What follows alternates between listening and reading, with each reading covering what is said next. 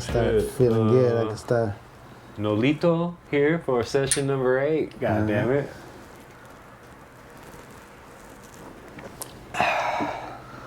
Woo! Boy, we in the house.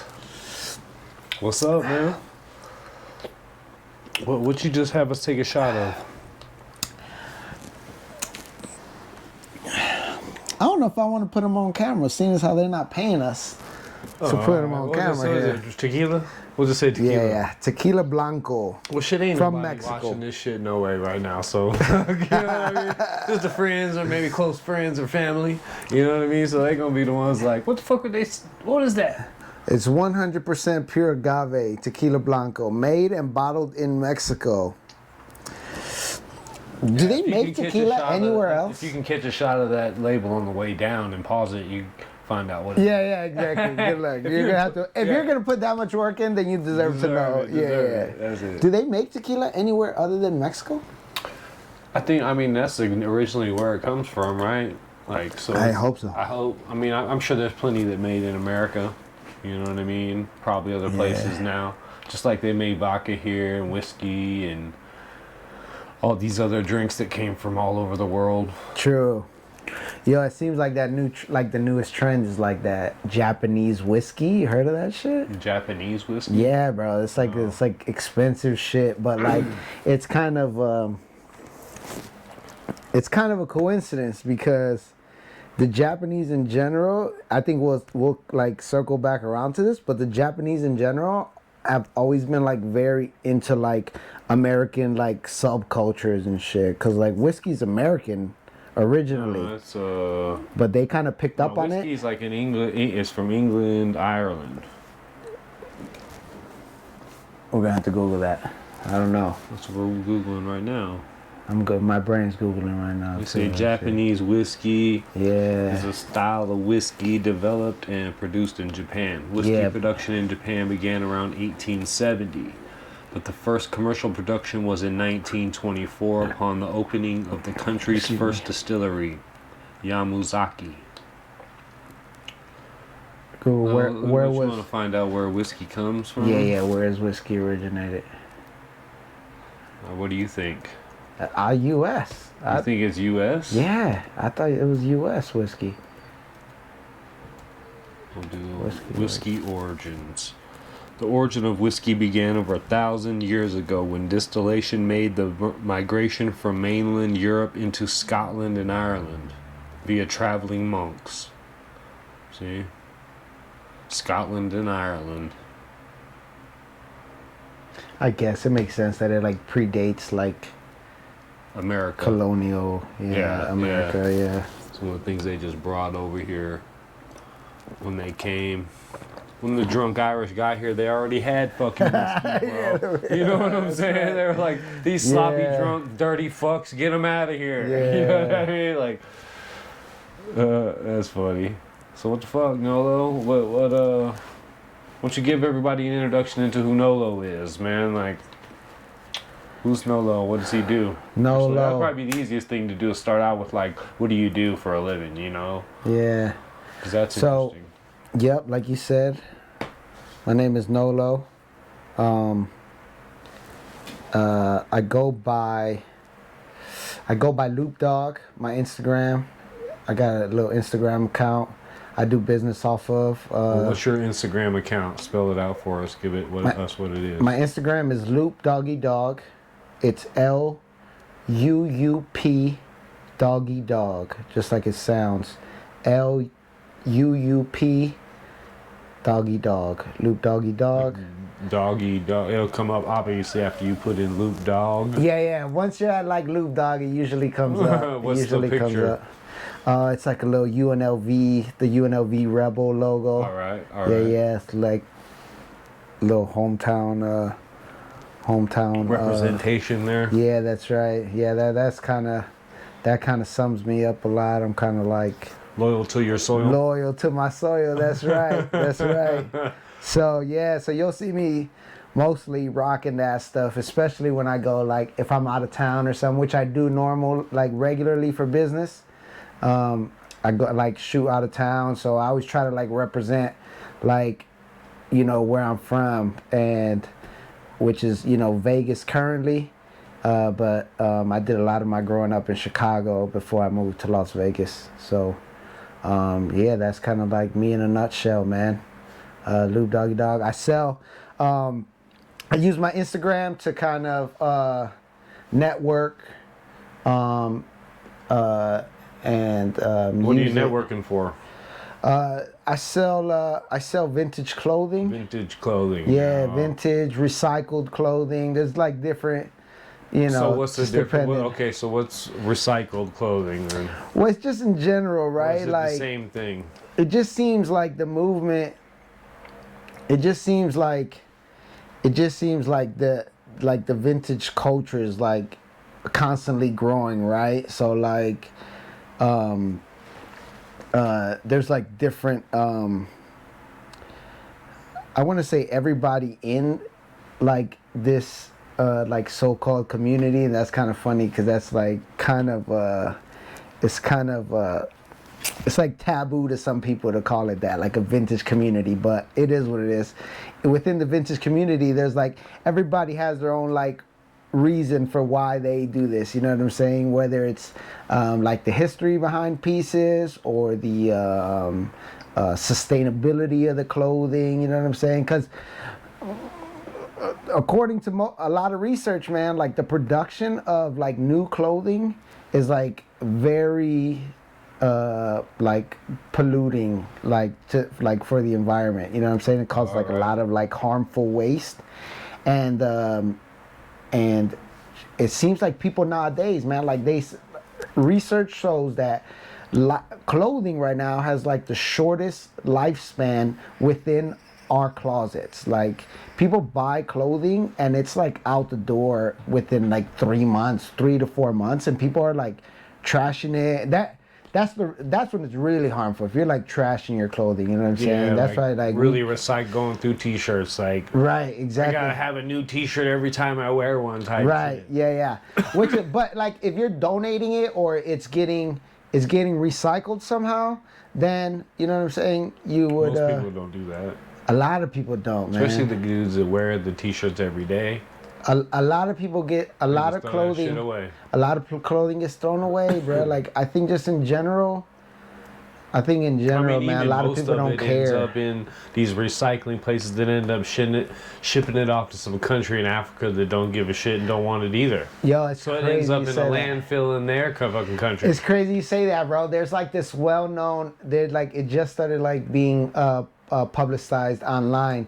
There's like this huge dump in Chile, and it's all clothing, bro. Used clothing that gets shipped out to that country for one reason or another, and it ends up in this huge landfill. To people like me, my urge is to want to go to Chile ASAP and dig through those like massive piles. Oh man, that would be like a dream come true. Probably be salvaged. I mean, maybe they are. Maybe they're just like straight up bundles of just clothes that are just good, but no, man, there's so much just stuff. So much clothes. So much stuff that's thrashed though. Like some stuff actually looks better thrashed. Like some stuff people like it. I think it kind of depends on the person. Like that now. It kind of depends on the person. Some people like to find stuff vintage, dead stock, meaning like unused, sat on a shelf, never sold, and got stored away, brand new with the tag still on it. Yeah. I brought a couple pieces like that, like vintage dead stock with me, just kind of my hat, and I'm wearing right now, right here. Just like the hat. Exactly. Hat, boom. Fucking tags. Well, that's how we used to rock it too, anyway. Dead stock. Yeah. Yeah, like in 93, 94. Yeah, you definitely didn't take the tag off your hat. That's right. This is a 90s. This is a 90s starter hat right here. It's got the little starter hit right there on the back. Even like more mid 90s too, cause because at the very beginning, definitely, dude, there was just so. I was thinking about that the other day when I was a kid. Like the amount of gear that was available, like for sports teams, was so limited. You know what I mean? That it was just like. Back in the day, 2 or 3 companies that made like a team hat, and that was the team hat. You know what I mean? And it was no variation of colors. Yes. There wasn't many, like all this bullshit you got on the sides. You would have never get that. You would just get the Chicago Bulls Well, it was with definitely Chicago Bulls. You might get a black hat. You might get a red one or a white one. So You know it was what I definitely, mean? as far as like stuff that's considered to be quality now, the quality stuff was always limited. I think that's kind of what you're talking about, because the stuff I don't even talk about even like the variation in the hat. They didn't start getting like extra with the hats, different kind of like, it was just straight plain NBA, NFL logo style apparel. Right, so the company that would license it, you're right, they probably made less variations of that, where now you can get in every single color. Yeah, and you can get colors that like, aren't even associated the shirt with the team. is like the logo triple. I mean, the variations of clothes you have now with teams is just like, there's an unlimited, you just go online and there's an unlimited variation of hats and colors and different styles of how the logo's on the hat, you know? Which kind of goes back to what I was saying.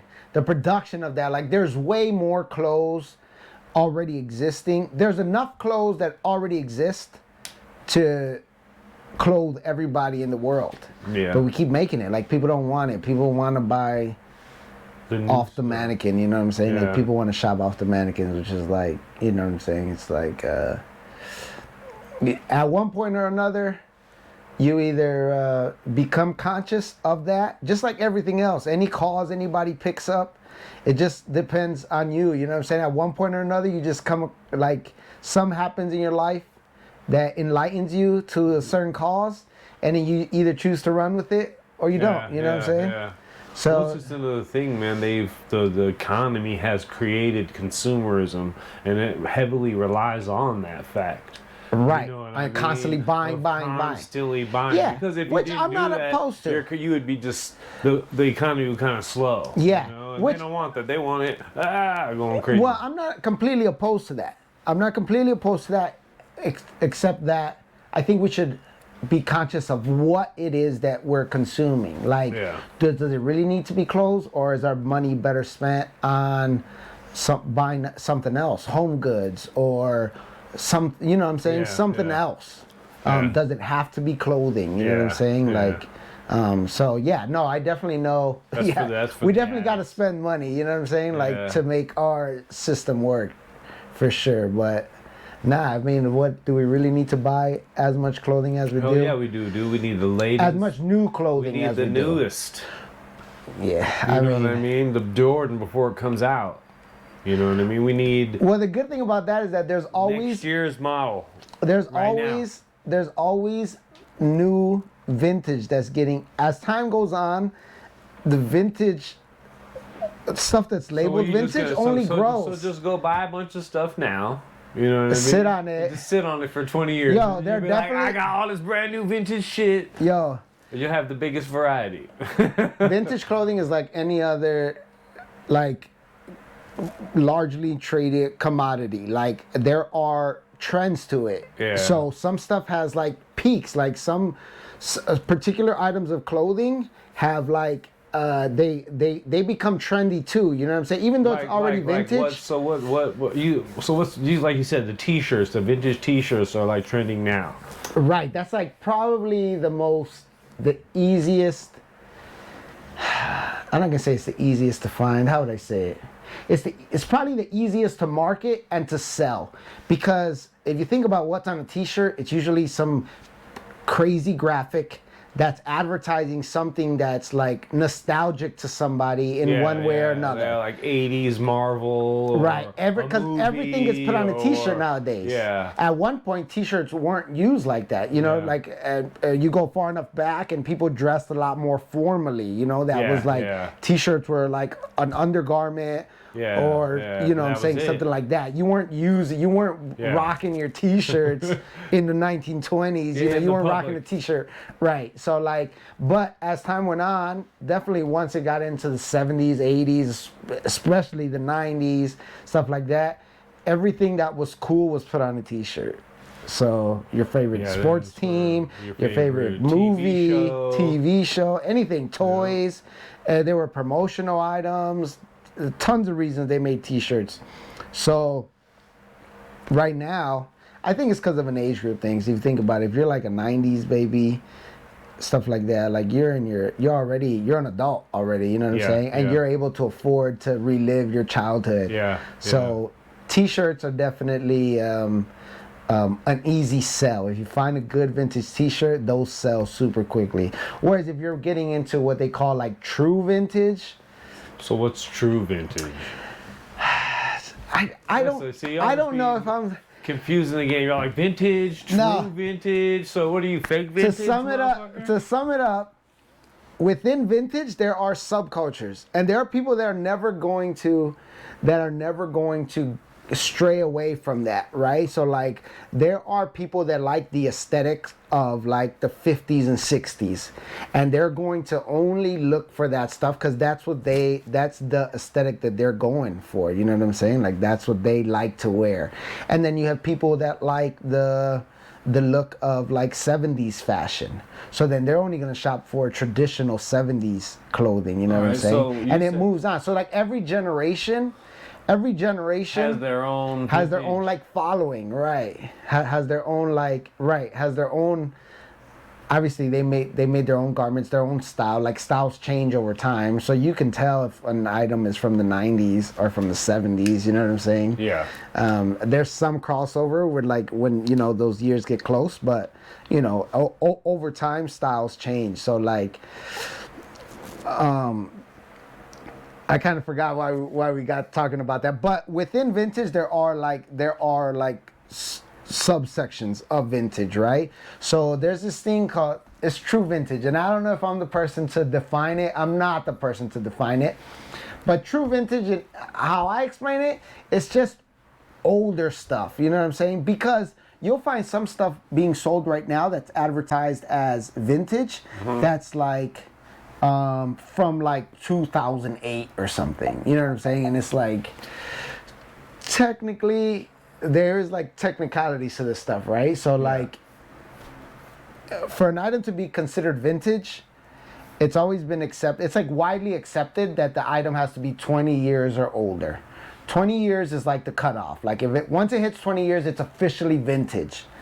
But then it just kind of goes like, the wormhole fucking gets deeper and deeper as you go on from there. Yeah, exactly. Because then I guarantee it's going to depend on like what part of the world you're talking about, too. You know what I mean? Well, that's where it's cool. If America. That's where it's cool being. That's where it is. Yeah, I'm gonna say cool, just to kind of sum it up. It's like, that's where it benefits us being here in America, because once it came to like the age of like manufacturing, like big scale manufacturing, a lot of that stuff, those innovations were carried out here. You know what I'm saying? Like America was like, front line in like mass production of stuff, you know what I'm saying? Like where they started like mass producing. But not only that, we've always been held to like a high esteem worldwide.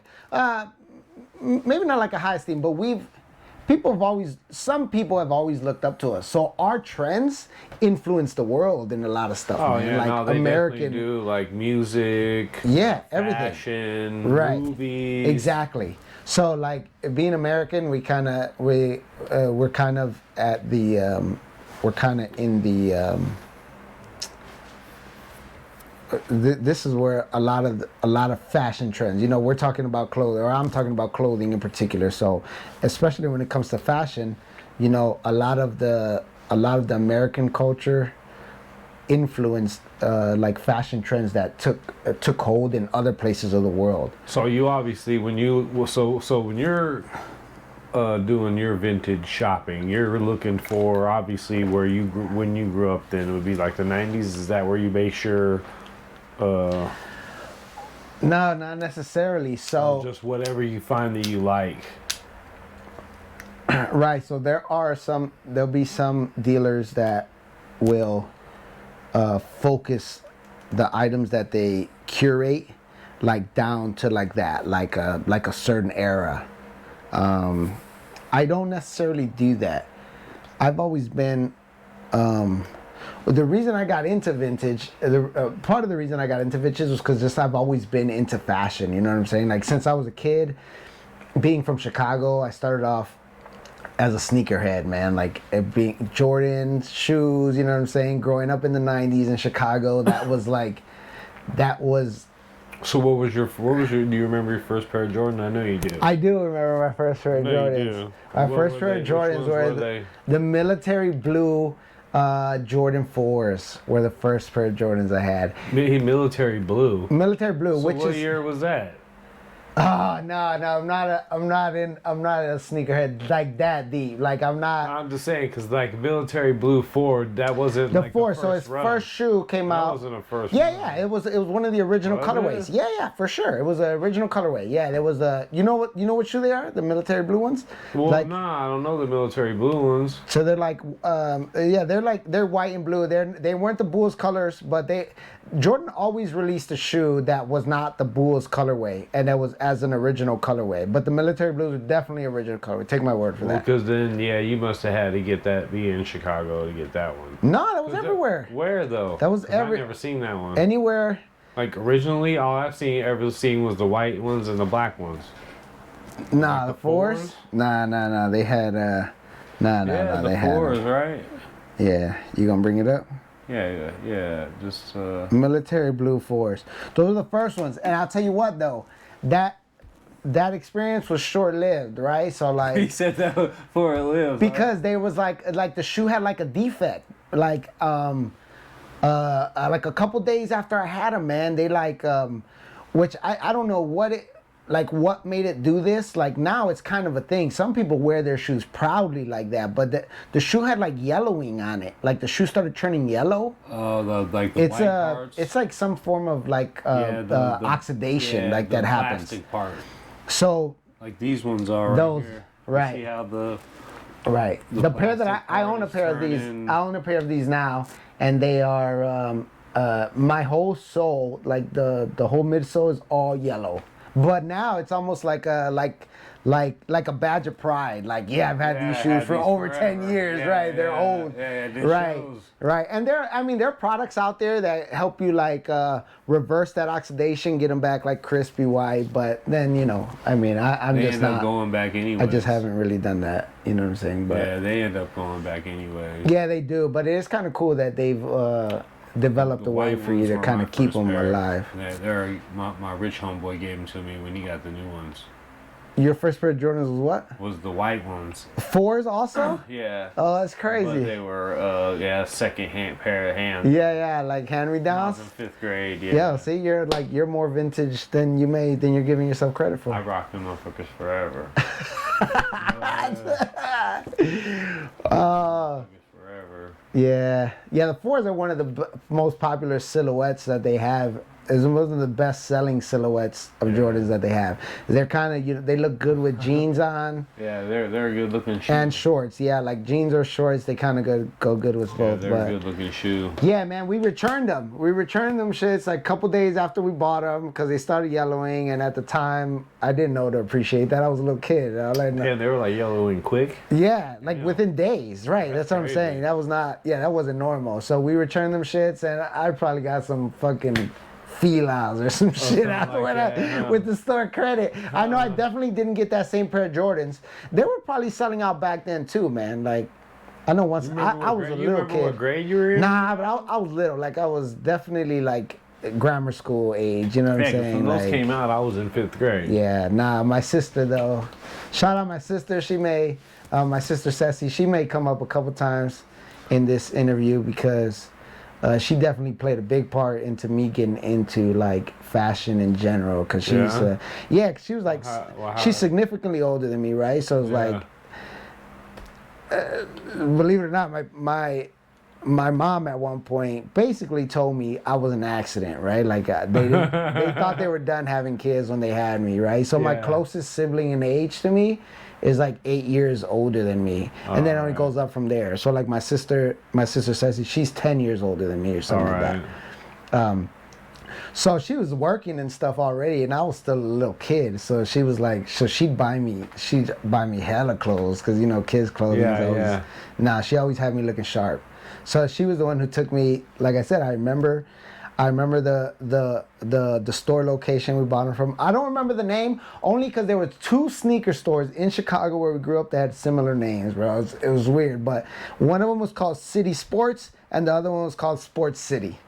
So it's like, I don't know which one it was, but I remember which location it was for one sure. of them, huh? Yeah, but nah, for sure. She bought them for me. We went there. I had them a couple days. We ended up returning them, man. And then I don't think my second pair of Jordans was until like the 8s came out. The ones with like the cross straps. They're like kind of high, like more higher top, like a mid. Yeah. With the 2 straps.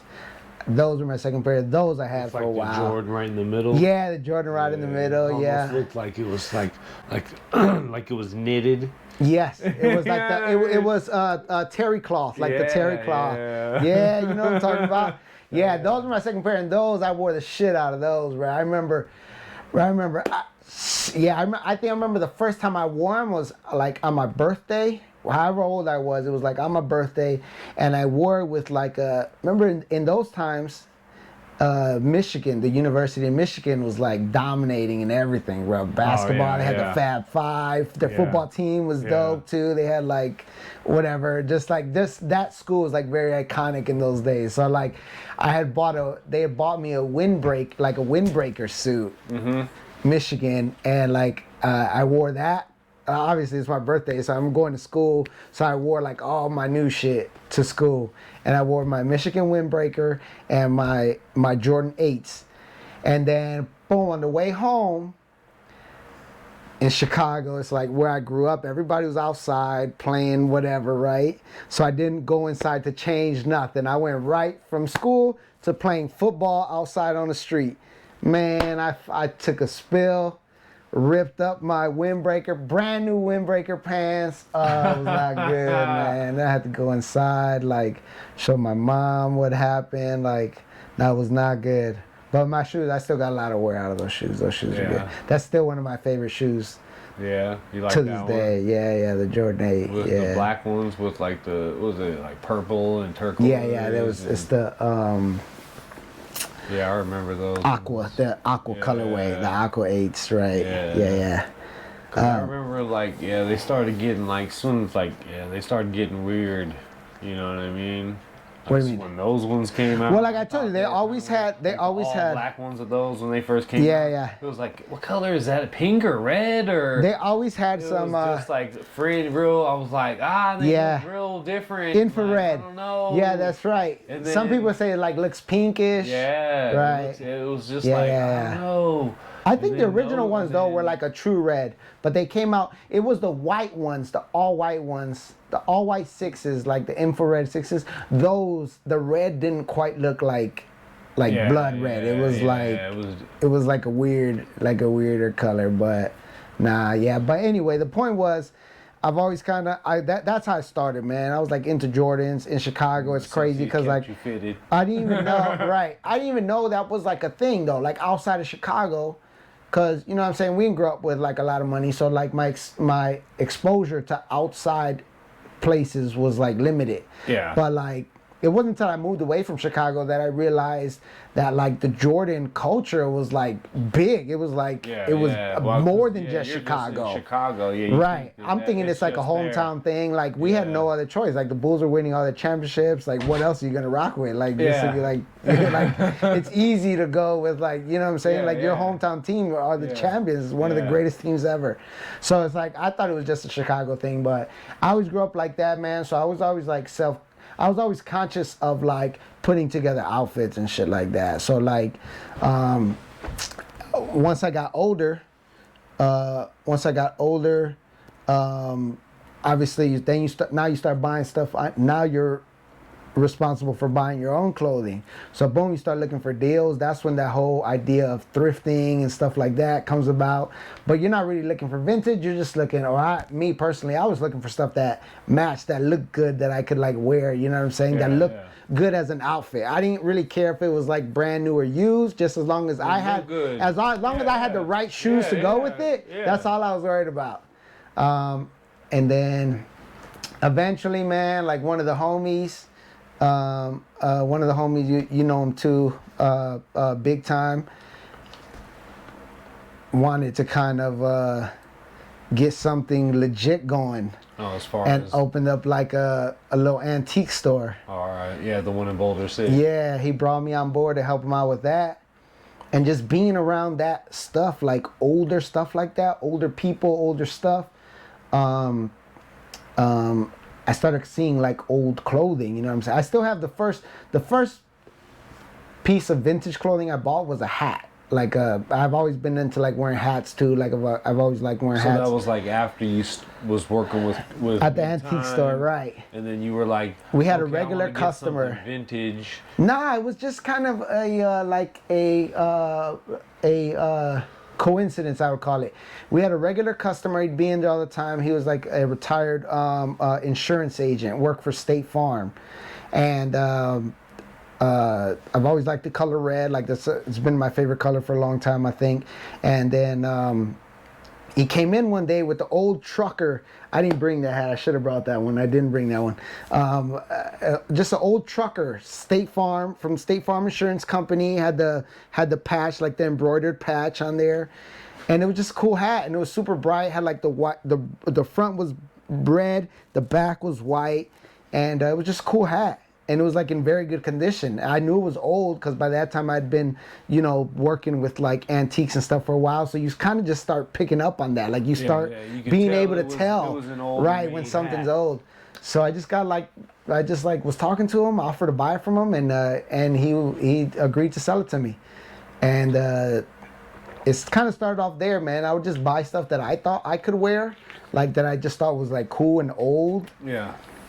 And it just snowballed, man. Eventually, I started like finding stuff that didn't necessarily fit me, but I knew somebody somewhere would appreciate it. You know what I'm saying?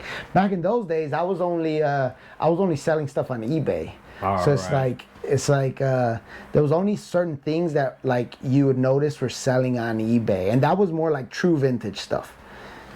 But now we're in a good place for that, man. Vintage, Vegas. So you're talking about like 50s, 60s, right, like real older stuff, not from the 90s, like not necessarily. There was that culture already existed. I just wasn't hip to it at that time. I just didn't know it existed yet. All right, because you were dealing with an older crowd. Right, so I was finding a lot of true vintage stuff, which I still do now.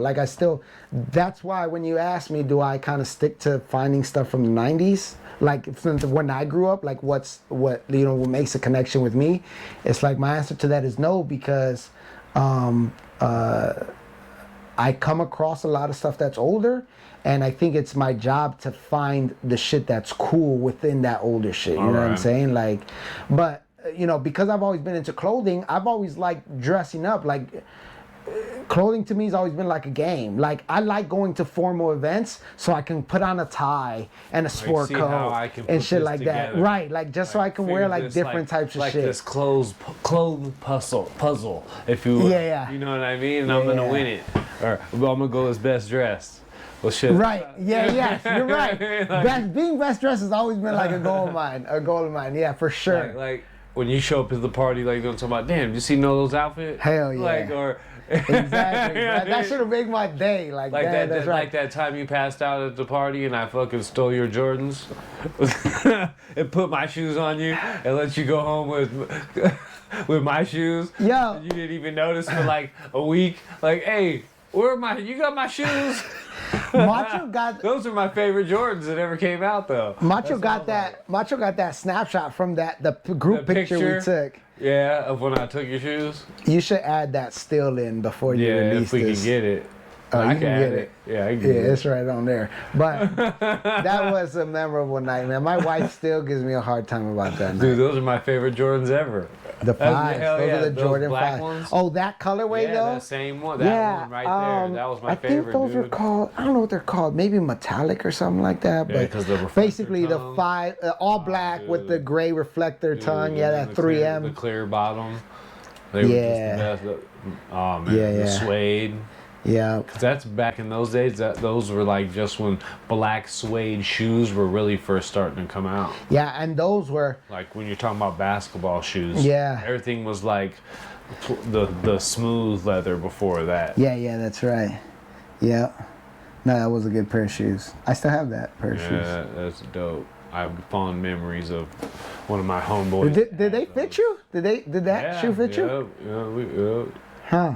yeah, so I wore them home that night. Like, man, I'm gonna give me a good 24 out of these puppies. It's been a long time, so I may let you have them shoes, man. I may let you have shit if was you'll funny. rock them. They're still in the same condition, cause I mean, bro, I have too many shoes, man. I have too many shoes to count. I know people in the shoe community that are like have way more shoes than I have. Yeah, but I know a couple dudes that are sneakerheads for sure. yeah, Like- but I mean, as like your average person, I have way more shoes than way more shoes than anybody needs for sure. You know what I'm saying? Yeah, I So- probably do too. But I go years without wearing Yeah, shoes, I man. do Like, too. and then I come around, like it's almost like I purposely try to wear those shoes. Like, wow, I haven't worn these in a long time. Like, Yeah, and then like you I try to gotta bring find them a out. shirt to even. Yeah, like I need to wear these. Yeah. If not, no, I'm definitely. Once I started having kids and stuff, man, I just like my priorities changed. You know what I'm saying? Which I think is good. You know what I'm Yeah, saying? yeah. If it was within my means to still buy every single shoe that you I wanted, wanted? I probably would. Yeah. But I'm just realistic Well, with myself. nowadays I don't got it like doesn't that. make You know what I'm logical saying? sense. Like you were talking about earlier. Like why? Why No. do we need to continually buy? Yes. Like. True You know, that. especially when we have a stock of them already. You know what I mean? It's like wear the ones you got. When you wear one out, then buy another one. You True know? that. The next new one that you want. You know. So like So nowadays, you better get to running miles. yeah. Like I want all these shoes, so Yeah, why babe, you I'm dragging going, your I'm going feet everywhere? walking. I'm going walking, Yeah. babe. Papa needs some new shoes. I'm dragging my feet That's what I used to everywhere. do when I was a kid. Trying to wear them out Like, quick. yeah, Oh, they'd be like, man. you can't get a new pair until these ones are worn, boy. Oh, yeah. Oh, that was like- now you had like at a- school just it was kicking the motivation, ground and like- shit, like yeah. running. We're running today. Yeah. Dang. Give me a new pair of shoes. Yeah, I can play. Yeah, that's crazy. I'm Nah, wearing but these. you know what I'm saying? I've always kind of been into like just clothing in general, man. So like once I really feel like vintage is like it changed my life for real, man, because it gave me, I think it was the first realistic like legal hustle that I can do that that still embodied like the characteristics of like a street hustle. Like you Yeah. could start with little to nothing. Like, you know what Yeah, I'm saying? Like yeah, you yeah. can go to the thrift store with a couple dollars in your pocket, And buy find a something couple cool and flip it t-shirts, and yeah. triple your money, you know what I'm saying? Yeah. Off that. Like, and without any worry of going to jail. Yeah. You know what I'm saying? Yeah, Or doing yeah. anything like that. So I as from what I can recall, this was the first time that I was exposed to a hustle like that. And I stuck with it, man. Like it changed That's my what's life up. for real. Like I operate a small business now that I can share with my family, you know what I'm saying? Yeah. My oldest son, he's 13 now, and he I take him with me to all the events that I go to, you know what I'm Start saying? grooming him for. Yeah, even if I don't necessarily want him to like to go with the vintage thing, but just so that he has Well, I that mean, concept of working for himself. Yeah, well, yeah. If he just like- comes to help dad out, you know, Right, he's right. gonna learn the ropes and he gonna know how to do something. He's gonna know how to At the do end of something. the That's day, right. Yeah, you know that's what I right. mean. And like you say, you learn a hustle. It's a hustle mentality. Yes, it's a mentality for sure. you get to teach your son a hustle mentality. Yeah. You know, and then Yeah. once you gain that, like you said, you can apply that to many different skills, many True. different jobs. Like my job, barbering. I was about to say, I was waiting for you to stop so I could say that. I was like, yo, you and Macho, same boat. Like, it's the same mentality you're taking It's a hustle. Right. Exactly. And you're your own boss. You know what I'm saying? Like, you work for yourself. There's a lot, that piece. Money's not everything, man. Like, that peace of mind, happiness. Like, the older you get, if you're surrounded by the right people, you start to appreciate that kind of stuff. You know what I'm saying? Your time, your happiness, you know what I'm saying? Your having that peace of mind. That time more than anything, you know what I'm saying? Time with your family. And happiness is big. Right. Which I don't do vintage full time. I have like a little 9-to-5 type job that I do part time. And that it's day and night, man. Like, I can't take my kids to. I still find a way to kind of like incorporate my kids into what I do too, like my 9-to-5 job, right? But still, like, I can't take my kids to work with me, you know what I'm saying? Every day, anytime I want to, you know what I'm saying? Like, I can't. It's a whole different, you know what I'm saying? It's a whole different environment. So the fact that I have something that I can like fall back on, right? And share, right, with my kids, man. Yeah, it's super dope, man. It's been good to me so far. I'm still like, bruh, like, there's so much to learn, like, and seeing as how I don't just stick to one era of clothing, like, I kind of like it all.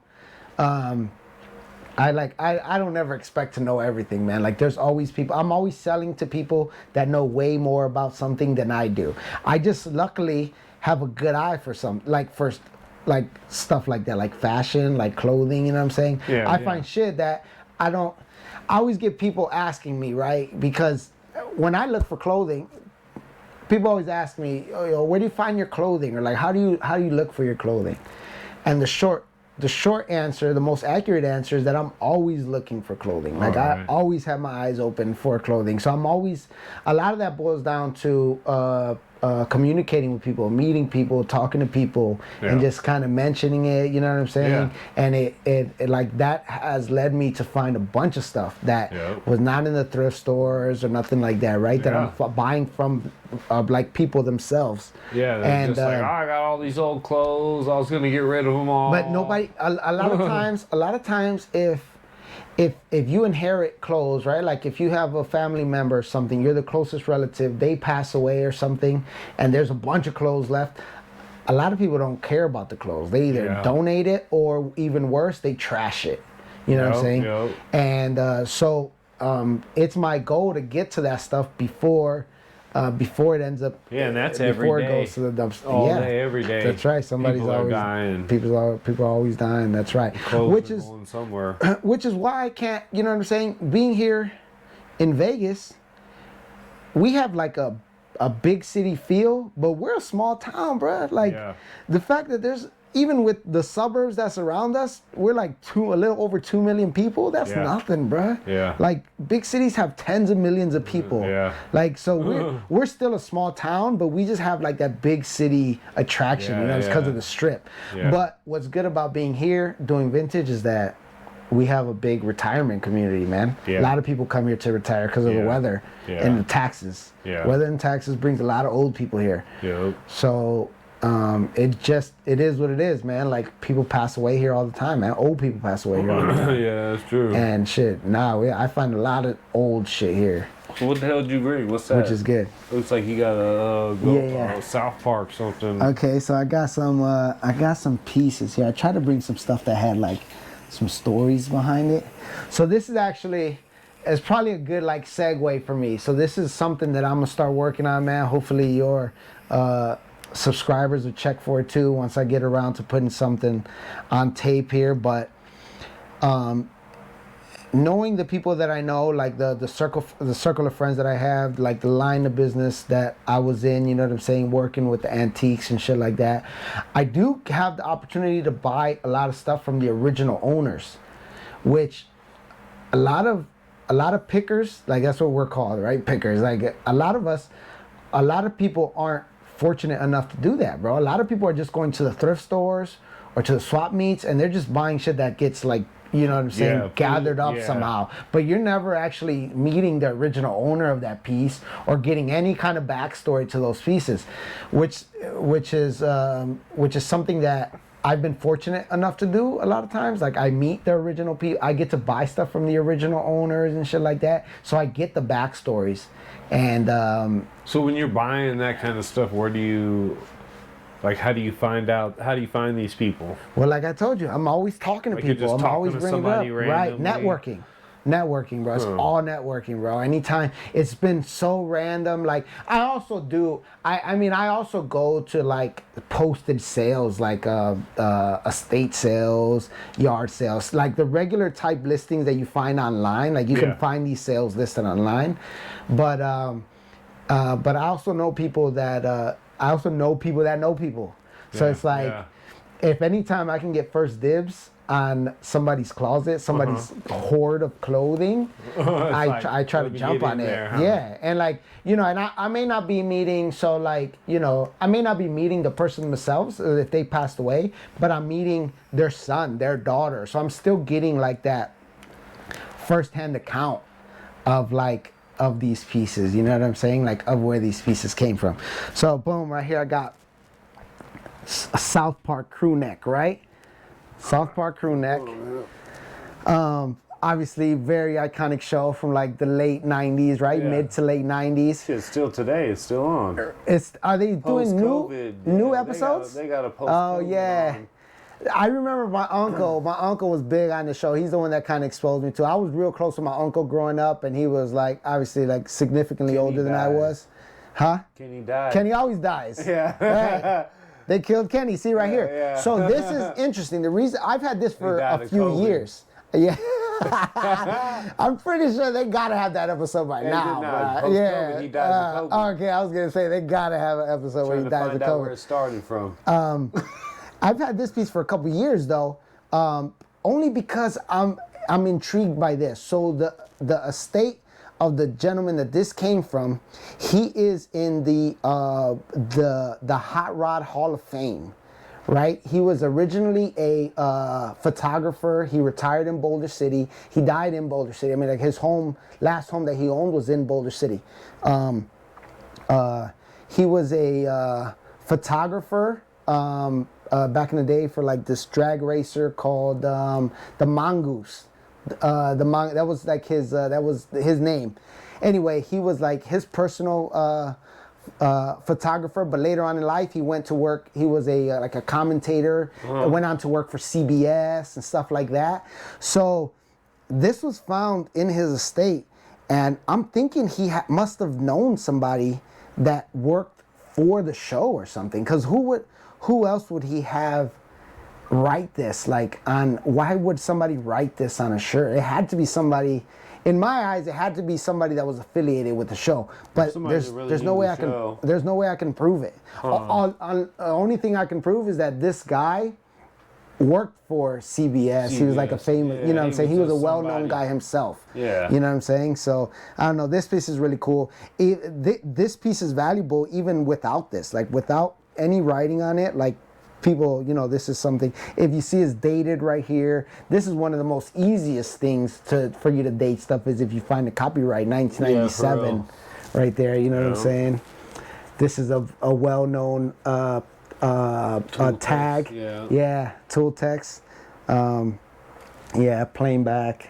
It's kind of stained, but it's cool, man. I just don't think, at this point, I don't think anybody's going to pay me for that story. Nobody's gonna pay me what I think it's worth, like for the story, because there's no, you know what I'm saying? I haven't got there yet. I think I will get there eventually though, but boom, that's one piece. Let's see what else. This is in the personal for the time being because of my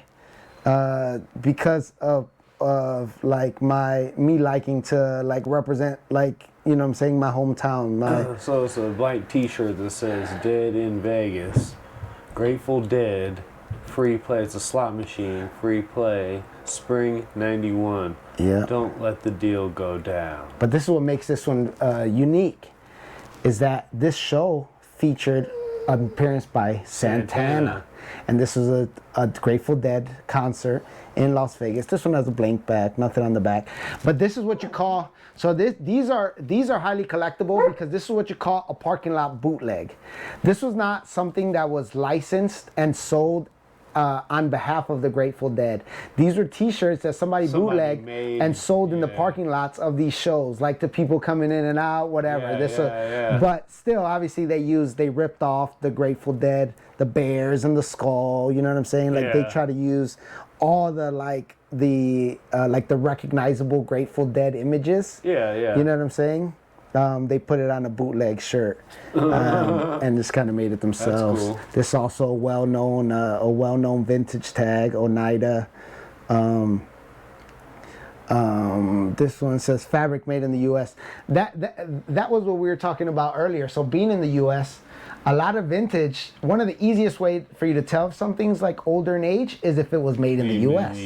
Yeah, because by the time, even in the 90s, shipping started to go overseas a lot. You know what I'm saying? Yeah. So like a lot of the older stuff is like has some reference to the U.S. Either plainly made in the U.S.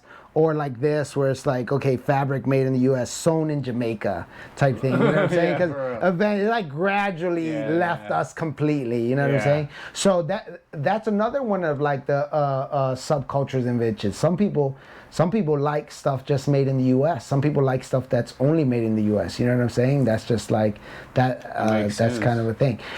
As far as me personally, those are the only new shoes I buy, man. Like I haven't really bought Jordans in a while. Most of the Jordans I have, they're older. Like I've had them for a while.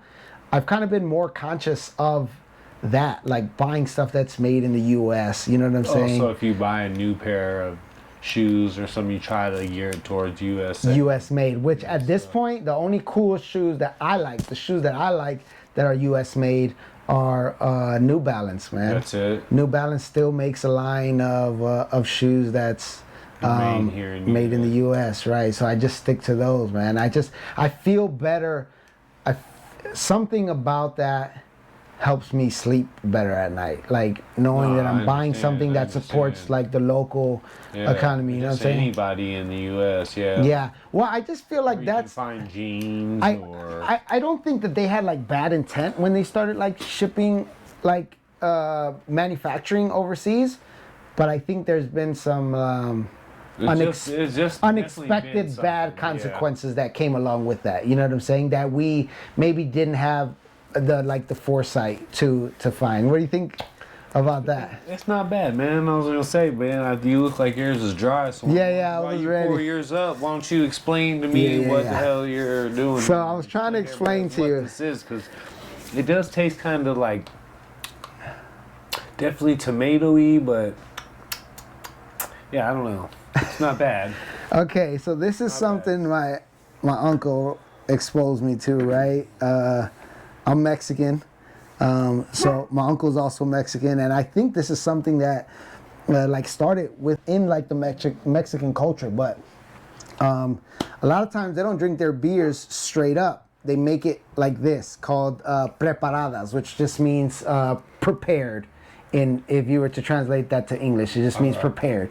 So prepare their beer. Yeah, that's right. Prepare the beer, and it basically consists of some form of tomato juice, some like powdered hot sauce. Some people put like liquid hot sauce in there along with this, but it usually always has like this powdered hot sauce too. This is like so what would be the difference between just doing why this instead of the liquid? Well, no, you don't do it a lot of people add the liquid. They still have this, the powdered chile, but the liquid hot sauce is always this is like lemony flavored hot sauce. You know what I'm saying? So it kind of gives you like that taste of like you squeezing lemon, right? Like the lemony taste. Whereas like your regular bottled hot sauce is just gonna be hot sauce, right? There's gonna be no lemony twist to that. So that's basically it, man. And there's like no science to it other than if you're a drinker of these, you kind of start recognizing like what it is you like and don't like. Like my uncle, who even told me about this, he's not a big hot sauce guy. So his main thing is the tomato juice. He goes tomato juice heavy on it. Right. Where I like the little tang, like the hit of like the hot sauce and the lemon. You know what I'm saying? Like to me, that kind of goes good with the beer taste. So to each their own. Everybody kind of fixes it, but it's just kind of that, man. You just kind of, there's no like real science to it. You just make it how you like it. But you know, now it's at the point where big brands are capitalizing off like this. They sell it already. Clamatos, or what do they call it? Micheladas. Micheladas? Yeah, micheladas is like another name for it. I'm not sure where it where that name came from. I think a Bud Light or but everybody does. Makes it. Right, everybody makes it now. They're not as good though as like when you make it yourself. Never. They never are. No, they're never as good. So then, like you said, you don't get to specify, like you said, what you're heavy on or like. Nah, it's not like a traditional mixed drink where you order a drink from the bar and you know it's gonna have this much of this, this much of that. It's pretty much like textbook. Now you're like. You're at liberty to make it how you want. How you want it. Yeah, which is why probably those like store-bought ones are probably not as good because they're making all of them the same. Yeah, like you don't have no control of how you. You literally have to like pour it in a cup and add some shit to it if you wanted to. Yeah, but this is And at that point, you might as well make your own. If you're not a big drinker, like I don't consider myself to be a big drinker, right? Like I don't drink daily or nothing like that. So when I do drink, it helps me to drink it like this because it's not heavy on like the beer taste or nothing like that. And obviously you use your beer of choice, which today happens to be Coors Light. But yeah, that's it, man. You make it how you like it.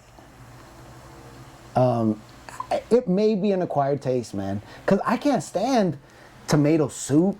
Like, really? I'm not like, nah, like I can't. Tomato soup. Yeah. I love tomato basil. Yeah, no, I'm not big on that. I'm not a big fan of just straight tomatoes. But I do like tomato sauce. I'd much rather tomato sauce in your spaghetti soup. Yeah. Like that. Oh yeah. If it's pasta, if it's like in pasta for sure. I've never really been a fan of like V8 or stuff like that. Right. Oh no. Yeah, me either. Nah, V8 I can't do. That's another good example. I forgot. Like I even forget about V8s. That's how much I like just avoid those in general, man. No V8. But like the wife likes tomato soup with grilled cheese. It's like she can eat that. I love that. Yeah, I can't do it. Yeah, no. Especially if you I like dip grilled cheese. You dip the grilled cheese in the tomato. Oh man, but see, I even then have to go with tomato basil, which is different than like regular tomato soup. It's a little bit thicker. So tomato basil is the name of a soup? Yeah, it's tomato soup, but it has a different. It's different. Yeah. It's just made different. It's a little bit thicker. It has a different taste to it. Yeah, it's way better. Yeah, no, I don't know. I never really like grew up with those. Tomatoes. I'd much rather eat a tomato just raw, like bite into a tomato than eat tomato soup. Tomato basil. Yeah, no, but this, I don't know what it is, man. This grew on me, and that's usually how things happen. Yeah, you know what I mean? Like when they're like weird. You stuff, don't expect it, right? Like, shit just grows on you. Yeah. Yo, can we take another shot? Is that cool? Yeah. Why not, man? Like I said, I'm not a big drinker, so my shots are gonna be limited to like 2. Shit, I don't take no shots. Yeah. Oh, okay. Like last time I took shots were my daughter's birthday party. 2, maybe 3 shots, and I'm done for the night, man. Like that 9 to 5 job I was telling you about. It's like I'm a professional driver, professionally licensed driver. What, right? these half shots? I don't know what they are, but you gave me these Coca-Cola shots. I don't know. You don't want me to fill it to the top? Am I pouring light or what? These are called jiggers. Okay. They're a shot and a half. So that's doable. These are jiggers. We should be able to do a shot and a half. Yeah, you can do a shot and a half. Okay. I usually just go up to like the bottom of the Coca-Cola. Right, that's what I was about to say. I'm going to go to the bottom of the Coca-Cola logo. That's usually what I call it, because those are called jiggers. They're bigger than a shot, but not 2 shots. Like, that's pretty much all the size shot glasses we got here. The tequila aficionados My dad right be now, taking them they're down trying to like pause that. it right now. Like, what's that brand? Shit, brother. Yeah, Cheers. thanks for having me, man. Yeah, thank you. Ah. Put some hair on your chest, boy. Whew. Because I'm not a big drinker, I try to just get right to it, man. I'd rather take 2 or 3 quick shots instead of drinking like mixed drinks. Yeah. I take two or three quick shots, get a good buzz going, and then I'm just done. Yeah, like for the rest of the night, I just chill. You know I feel what I'm nice saying? and warm now. Yeah, dude, I felt You know it what I too. mean? It kicked in, like, Yeah. nice flow. Yeah, that's what's up. Yeah. So what else you got, man? Oh, yeah. So going off the Grateful Dead theme here, there's something I didn't point out on this one. Another thing that I'm not going to point it out too big, so I'm not going to give out all the secrets. This is stuff people, if they really care about it, you'll kind of spend some time researching it. But this stitch on the shirt right here is another key indicator of a vintage t-shirt. It's called single stitch. If you look at your stitch on your sleeve, it's a double stitch. You see there's Oh, yeah. this one's a single stitch t-shirt. This is a technology that by now it's outdated. You know what I'm saying? So that's another indicator of like a vintage t-shirt. And there's a couple other things on here, but you get some as they started to transition to newer sewing machines. You'll get some shirts that are double stitched down here, but still single stitch on the sleeve, stuff like that. Right. Yeah. But to go off this Grateful Dead theme here, man, I got a couple others here that I actually got from the same original owner. Yo, and this story, I'll briefly tell this story, right? So this guy, I was at an estate sale one time. Here, I'll let you hold one. That one's got front and back here. This one's just the front, like So go ahead and traditional explain these. Grateful Dead. So this is your somebody traditional just Grateful listening. Dead. This is one of the iconic Grateful Dead logos. These little teddy bears. Nike recently released a Grateful Dead edition, Nike Dunk. It's got the Grateful Dead bears on there. This one is dated 1989.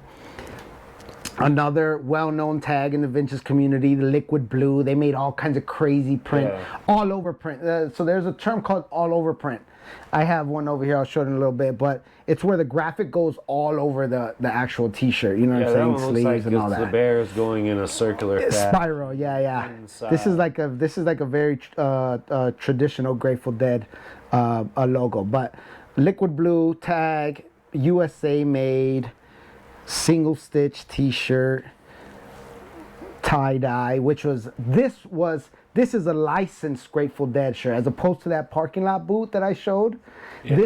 This was something that, and these were actually bought at Grateful Dead concerts. So this guy that I bought these from, he's a Grateful Dead fan. I met him at an estate sale, bro, and he had on a vintage Ringling Brothers t-shirt. And I noticed it when it was in there. He's an old man, like in his 70s. And There's like a little skeleton in the. yeah. Oh, it's all kinds of details. If you look, especially at something like that, you'll find all kinds of little cool details in there. Super, like, perfect shirt to wear if you're like 1993 acid trip or something, which I'm sure they were on when they were designing these. Jerry Garcia, do you know, are you like a Grateful Dead fan at all? I'm not a Grateful Dead. Not necessarily their music, but I am definitely familiar with their logos, the bears. Yeah, like their merchandise. So like they merchandise the shit out of like themselves. The bears. Yeah, I think Jerry Garcia was like the main one that was like an avid like designer in this sense. You know what I'm saying? He made t-shirts to neckties, all kind of stuff. But so this guy that I bought these from, man, I met him at an estate sale. Long story short, I bought the t-shirt off his back that he was wearing. Yeah. And I must have given him my contact information, man, but I never heard from him again. It literally was like 3 or 4 years after I met him.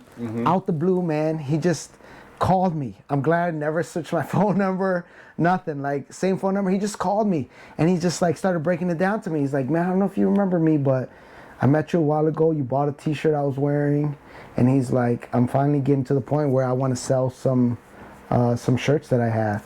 And I was like, okay, cool, whatever. I was like, yeah, let's like line something up. Without even asking him, he texted me over some pictures of the shirts that he was selling, and these were the main shirts that he wanted to sell, his Grateful Dead t-shirt collection.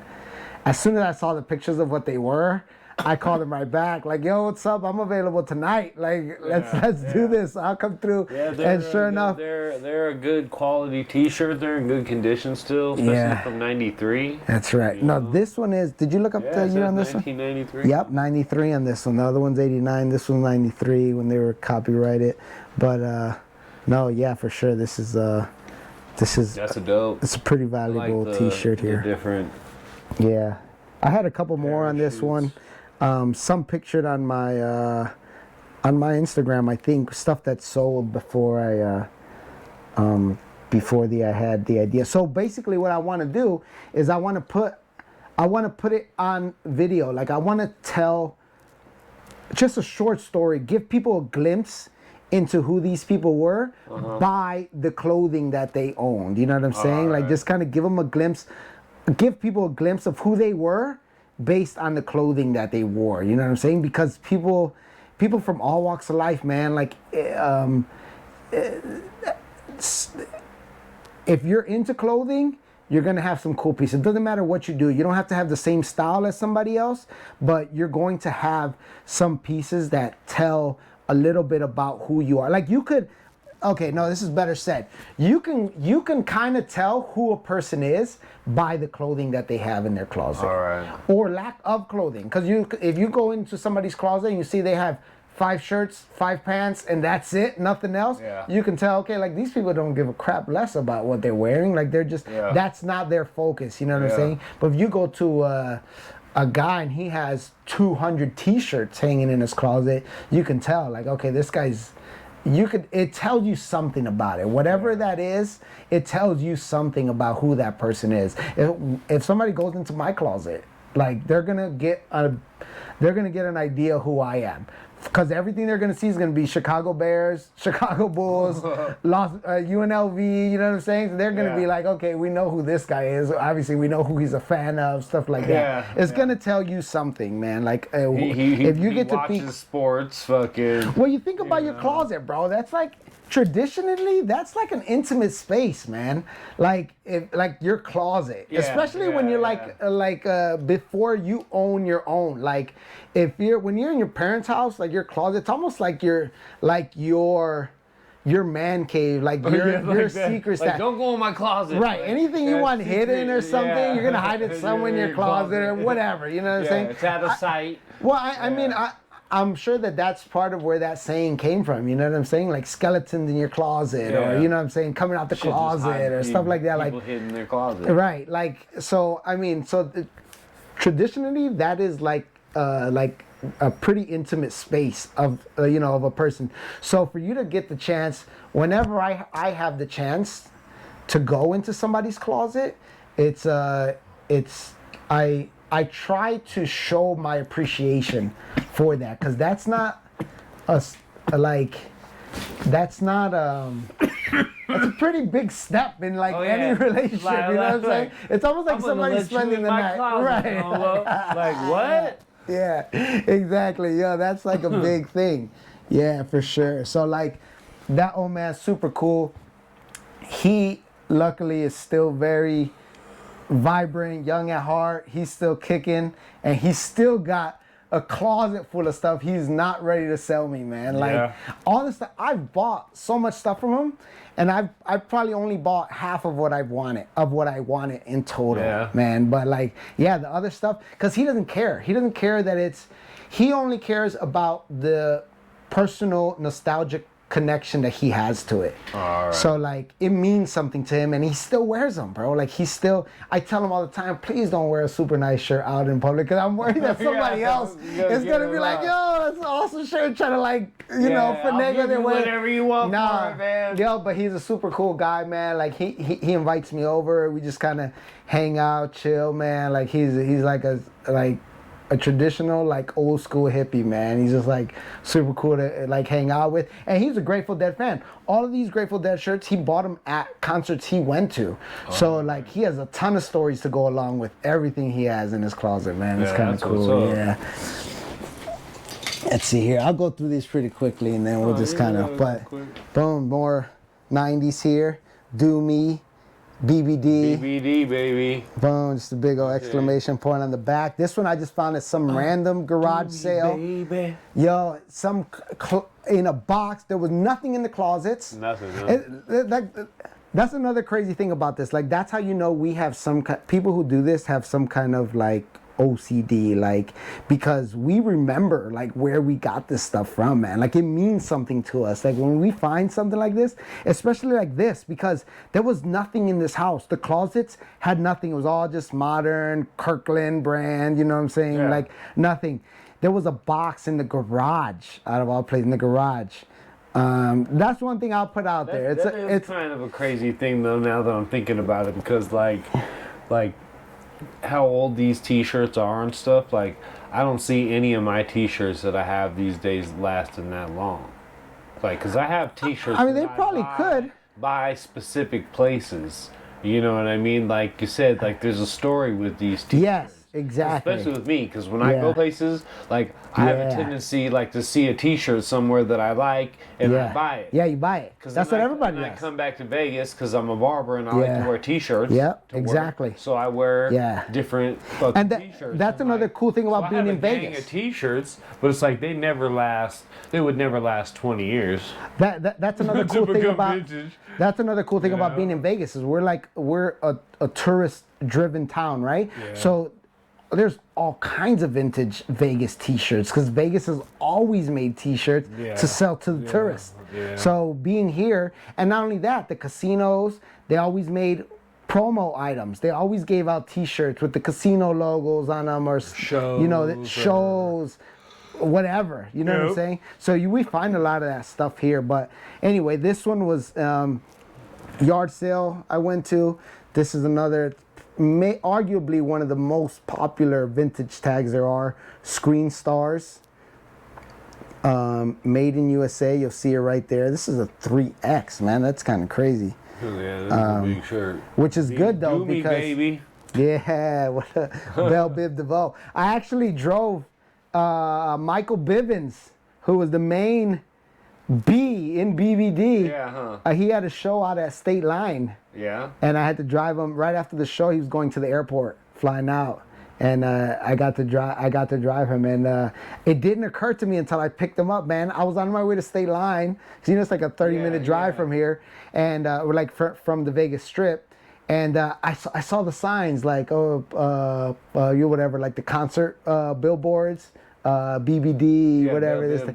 Yeah, and I saw the name on the reservation, but I didn't put two and two together. 'Cause to be honest with you, BBD is like a little bit before my time. Like when I was a teenager, like a young adolescent, like BBD was not. Not a thing. They were OGs already by that time.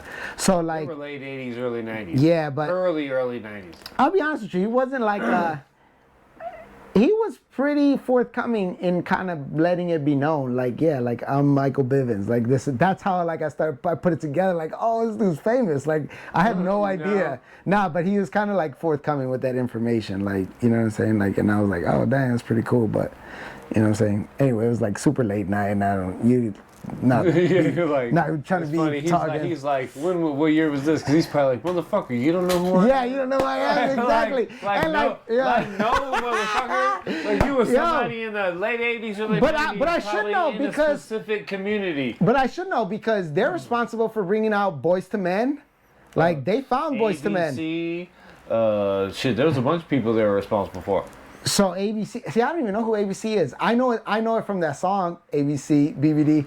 But I don't know who ABC is. No? I thought it was just like sounded that's good. Another group. See, I It didn't was even a know kid that. group. I didn't even know that. Yeah, they had a couple dope albums. They were all kids. It was like a Yeah. kid group back then, like The Boys and. But there's on that song, I think like there on one of those songs, Michael Bivins is talking, BBD, and he East Coast says it, Family. and he kind of says it like, "Yo, I'm Michael Bivins. I'm like the originator or something." Like he says, I don't know exactly. Like I'm not quoting him, but he definitely. he's the main dude. Like he was like the main dude. Anyway, that was like I said, found there in the garage, the bottom of a box. So what must have happened is that whoever lived there, like these people that lived there, this must have been clothing from their youth. They just put it in a box, stored it in the garage, never thought about it again. And I stumbled across their yard sale and found it, whatever, 30 years later. I mean, they were probably around late 80s, early 90s, if anything. Because, I mean, Boyz II Men was like mid 90s, right? Like, I was in 5th grade when ABC came out. Yeah. I remember that. And then I was in 7th grade. So you remember ABC? When Boyz II Men came out. Yeah. Nah, because I had that fucking tape on loop. Oh, yeah, because they were the same age. Like, half of them were the same age as me, you know what I mean? So they were like hip-hop. So it was like, at that time, it just all flowed together, you know?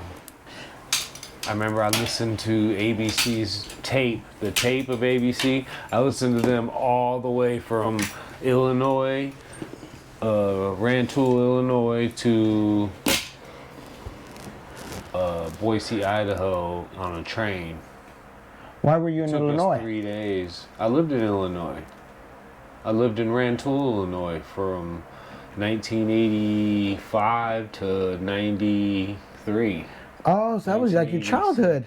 Yeah, my whole childhood from second grade through 8th grade. I don't think I ever knew that. I lived. I mean, I think you may have said it. Right outside Champaign, Illinois.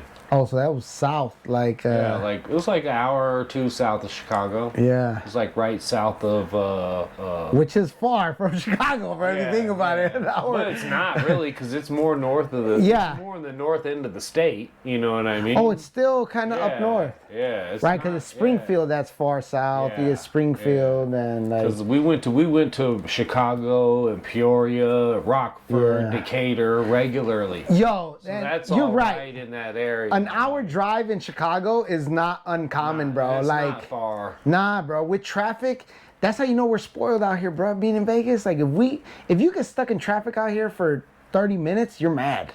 Like going anywhere, because we can get from us to the other side of town in 20 minutes with clear traffic. Yeah. Bro, my parents used to drive an hour plus easy. each way to work, bro. Yeah. And that was normal, bro, to work. Yeah. I would never drive an hour to work. I mean, Hopefully not. I would. Yeah, I'm waiting right now. I'm waiting on the homie right now. We got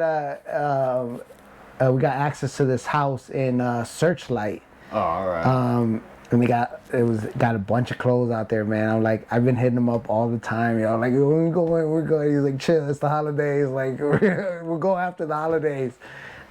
Trust me, like the start of this week, like right after Christmas, I was hitting him up, like, yo, we going yet? You Like, talking about some clothes? Like, we got a stash of clothes. I'm and telling shit? you, bro, people look at me like I'm crazy, bro. Like, I'll go to yard sales or estate sales, and I got like bundles of clothes in my hands, and old ladies are looking at me like, what are you doing? And it's like, and like I said, I don't stick to just clothes that I like. So it's like, I'm going through women's clothes, like everything. So it's like, I'm buying women's clothes, anything that looks cool, you know what I'm saying? Or, yes.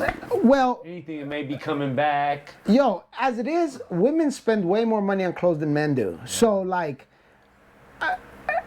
they appreciate this stuff more than we do. So it's like, I don't want to say like I prefer, I prefer to dress men, but I like finding women's clothing because they appreciate it. Like, what else do you find female that you tend to sell? Now, if it's old enough, I'll buy dresses and all that. Yeah. But usually that has to be like, but anything that's like iconic to the era, anything that was like, I like to find stuff that's like extravagant, that pops, that if you see it on a rack of clothes next to other vintage clothing, it's still gonna stand out. So there's a bunch of vintage clothing that like I know is vintage that I may pass on just because it's like it's too plain. It's not really like I don't have anything to do with it. And to be honest with you, I only pass it up in hopes that somebody else that has something to do, that has a use for it, is gonna find it. Like, you know what I'm saying? Like, I hope somebody else down the line finds it.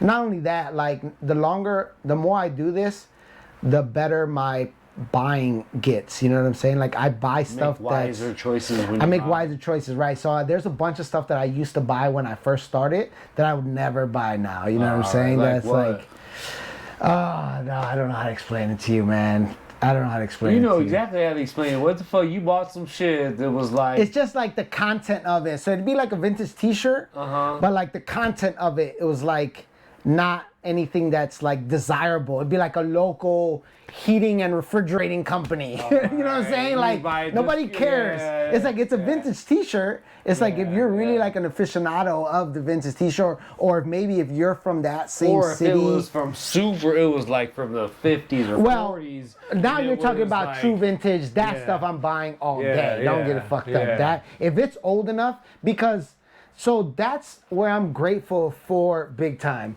and the business, like the business venture that he took, because being in antiques, starting from antiques and going into vintage clothing, I appreciate the history behind these pieces. It's not just a money making thing for me. Like, I'm not just in it to buy and sell and flip it, and like, you know what I'm saying? Because if not, if that was the case, I'd only be selling on eBay. And now I don't really do any selling on eBay. My main hustle is in-person events. I travel. I have a small trailer. I deck it out with vintage, and I travel in the region. I'll go to California, I'll go to Arizona. I want to actually start venturing out a little bit more, but it's like a store I essentially have a store on wheels. Nice. I go to different events. I'm fortunate that the mecca of vintage clothing swap meets is in Pasadena. It's the Rose Bowl swap meet. That's like the mecca of vintage clothing. It's not at its peak right now. Its peak was probably in the 80s and 90s. Like, you get vendors that are going there making 10 grand in one day. You know what I'm saying? 100 grand in one day. Like, but you know, now it's not in its heyday, but still very much the mecca of vintage clothing. Like, if you sell at the Rose Bowl, you're selling to vintage store owners, you're selling to fashion designers, you're selling to celebrities, because it's Pasadena. It's nice there. If you drive, me and the wife were talking about this. Anybody I go with, we talk about this, because have you ever been to the Rose Bowl in Pasadena? No. The Rose Bowl Stadium? No. Bro, I would hate to live there, bro. But the neighborhood around the Rose Bowl Stadium, they're fucking $1 million plus houses, bro. It's like they're fucking spectacular houses, and the stadium is surrounded by that wealth. But can you imagine living there? I can't imagine living there on a game day, or fucking for the Rose Bowl parade and shit like that. Like, oh my gosh, you paid $3 million for a house and you got to deal with a bunch of drunk motherfuckers going to a UCLA game or whatever. Fuck that, bro. But yo, that neighborhood is fucking phenomenal. But the point is, it's welcoming to celebrities. I've sold vintage Tommy Hilfiger shit to Tommy Hilfiger himself. Really? I've sold vintage to Don C, which is like, he's like a Chicago legend, but he's a close friend of Kanye West. He's like a fashion designer from Chicago. Jerry Lorenzo, who makes Fear of God. You heard Fear of God clothing line? No. He's also from Chicago originally, but his brand is like, it's international now. I think he's based out of LA now, but I've sold stuff to him. Man, you just see, you see a lot of celebrities there too, even if you haven't had the chance to sell to them like directly, but they're famous people there all the time too. A lot of times it's surprising how many people you don't recognize unless you really know these people. You don't recognize them because they look like anybody else, bro. They're not like in a movie role, and they're like blending in, especially since COVID, bro, because everybody's wearing masks. Like, it kind of helps you conceal yourself. Like, if you don't want to be noticed, you cannot totally be noticed, conceal right? yourself, yeah. But it's like it's a swap meet. The thing is that the largest selling area they have there is the vintage clothing area. So it's like you get buyers from Japan. Were we talking about that on tape? How like Japan is so Japan is real big on Americana. There's like a bunch of subcultures in Japan that only deal with American cultures. So like there's a subculture in Japan that deals with the 50s, and you'll see them wearing vintage denim, like the greaser type look in Japan, and they look like they're greasers by every extent of the term. I mean, how they're not? greasers. They probably got the car, everything. Right, and they got somehow Fucking cigarette pack somehow they rolled got the up in money their to spend fucking- over there. So they got something here. If it's desirable in Japan, it's worth a lot of times even double what it's worth here.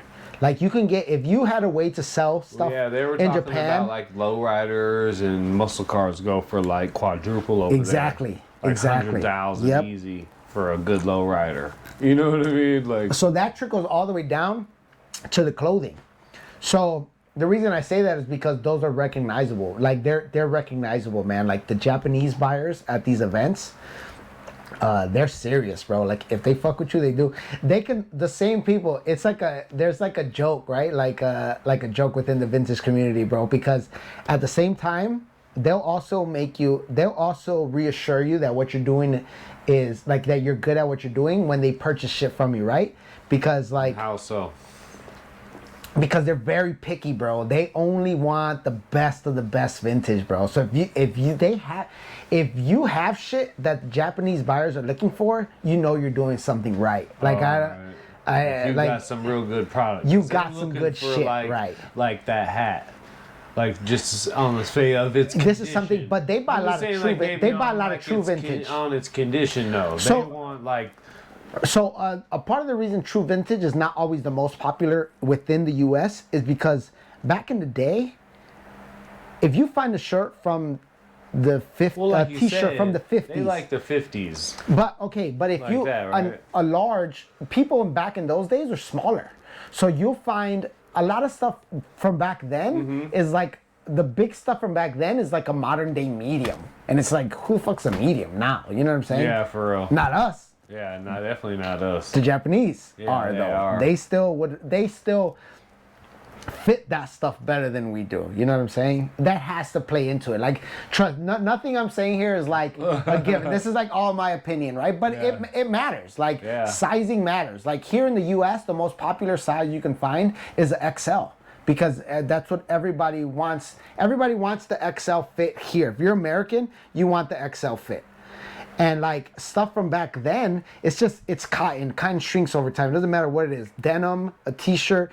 If you're washing and drying. That's why every time I do laundry, I don't wash none. I don't dry any of this. Yeah. It's all hang dry because over time it just shrinks. The more you dry it, the more it shrinks. Yeah. So if you're talking an item that's 50 years old, it's been dried countless times. Even if it was an XL back then, now it's a medium. It's a small. You know what I'm saying? It's like, who's gonna buy that? It's like you either have to be just a serious collector with like just you have a super archive going, or you're a smaller person and you fit it. You know what I'm saying? Yeah. So that being said, Japanese buyers make up a big part of like the market. So you and they're serious, bro. Like the Rose Bowl opens up at 4 a.m. for vendors to set up. At 4 a.m., you'll also find Japanese buyers in there, bro. It's dark. Everybody has their headlights on. They're serious, bro, about their shit, bro. They're in there, bro. 4 a.m. Yeah. Hurry up and open up. Exactly, bro. No, and like I said, when they buy shit, it makes you feel good. But a lot of times, too, like the running joke is, they make you feel like shit, bro, because some people will come. I take 10 racks of clothing at least to the Rose Bowl, right? skim through all your shit in fucking seems like 30 seconds, bro, and walk away not buying nothing. It's like, damn, bro. Like I wish I would have caught one of those. Like Japanese how they're just like, fuckers, rah, rah, rah. Like they make you feel like shit. Like damn, like they just fucking blew me off. Like all that shit was bullshit. Like, you know what I'm saying? Yeah, Like this is like Rose Bowl's like the championship of vintage clothing like, sales. why are you in here, bro? We don't want any of your shit. And that's crazy, bro, because like that's like a personal, that's like something I struggle with personally. Like, and I was actually like, I listen to NPR and shit like that, right? Because I think it like fucking makes me smarter and shit or something, right? But like this is like an actual I'm gonna say syndrome, but I know that's not like the best term for it, but there's like a diagnosed problem where like people doubt themselves like too much, where it's like you can be a PhD or whatever and you'll doubt like the knowledge that you have until you start to get like some feedback from like your peers or even like the people around you, right? You do get the feedback, you still doubt yourself, right? So this is like a thing, but so I'm not saying I'm that, but like I have like there's touches of that. Well, maybe that's just just the fact of how we were talking about that they're like the fucking, they are how they are about their vintage shit. Maybe that's like inside your own mind, that's like a small goal. Well, you know what I mean? Well, like, so it's like when they come through, I do and want them. I didn't get my goal yet. I do want them to. It does make me feel good when I can sell something to a person that I know is going to ship this off to Japan, right? For the Japanese market. There is like some form of like gratification that I get from that, but. My point was, before I go to the Rose Bowl, like when I'm setting up, because like every Rose Bowl, I'm altering my racks a little bit. Because from the time I went to my last Rose Bowl to this next Rose Bowl, I'm obviously here still picking, still finding shit. So there's some stuff that I take, like depending on the season, because seasons change. So you have to take season appropriate stuff, this, that, and the other. There's always some work in between Rose Bowls that needs to be done, right? Like prep work, right? Every month, bro, I'm always like, nobody's gonna buy my shit. Like, should I even go? Like, nobody's gonna like this. I didn't find nothing good. Like, this is a bunch of bullshit. Like, yeah. And like that doesn't go away until I make my first sale, bro. Once you make your first sale, then it's just like, then you're just rolling after that. It's just like fucking good. You know what I'm saying? Like, okay. I'm super big. And like, I'm a well-known. Anybody who knows me knows I'm an overthinker, bro. Like I want to overthink everything, like, and that when I'm by myself, that I think that leads to me like doubting myself, because I'm always like, there's nobody there to reassure you. Nobody's like this. Like, why am I even taking this? Like, shut up, Nolo. Let's go. And it'd be some of the dumbest shit, some of the weirdest shit that I buy ends up being the most popular shit there, bro. Because it'll be like the most off the wall shit, the shit you don't see, and that's. When you go to these events, if you go to an event, if you're not into vintage and you go to a vintage event, we probably all look like circus clowns to you, because everybody's extravagant. You know what I'm saying? Like, that's like it's a swap meet where you're buying and sourcing material, right? But it's also at the same time like a fashion show. Like, you're there. I plan my outfit for that day. For the Rose Bowl. Fuck yeah. It's not always shit that I'd wear like on a regular basis, but it's like a more extravagant version of myself. You know what I'm saying? So like it's like what you would it's normally a version of wear, myself. but like it's not something that's like practical for daily vintage? wear. Well, it's not something that's like practical wear. You know what I'm saying? Like what? Not something. Bro, I've worn like a golf outfit. Like, I found like vintage golfing pants and shit, and like a vintage I found like a vintage button-up shirt that had like golfers on it. So it's like I wouldn't wear that. Yeah, that normal. Right. It had to be like a special occasion. All so the Rose, like an event like the Rose Bowl, that's a special occasion for vintage dealers. Everybody wears their best shit. Like, it's not just me, it's everybody. So if everybody you got like wears a vintage suit or something, maybe with a top hat. Well, it depends. So that also matters, bro, because so this is something I've learned from selling there. Okay, so obviously we're from Vegas, right? So we're going out of state to go to this event, right? Yeah. So it's not unusual that I may go with somebody. Like a lot of times. So I want to get. I'll put it out there. I'll give a shout out to Waves Las Vegas. Anybody wants to look them up? Waves Las Vegas, Alchemy Studios on Instagram. Both of them on Instagram. They're young homies, man. They're younger than me, and I consider them my OGs because they are young entrepreneurs, bro. They own vintage clothing stores down on Main Street. They're brothers. So one of the brothers owns Waves. The store's called Waves. All right. On Instagram, they're Waves Las Vegas, and then his brother owns Alchemy Studios. Waves is more like a he buys and sells vintage and streetwear. They do like a lot of sneakers. They do vintage and stuff like that right in there. And then his brother, Alchemy Studios, he's always been more of like a designer. Like he makes his own. He reworks vintage. Like he'll add his own twist of shit. He'll screen print like on vintage clothing, or he'll cut and sew shit. Like he'll rework clothing. Oh, all right. Yeah. So anyway, they both own stores on Main Street. They're the ones that convinced me to go to the Rose Bowl for the first time, and the way they convinced me to go is by them offering to go with me.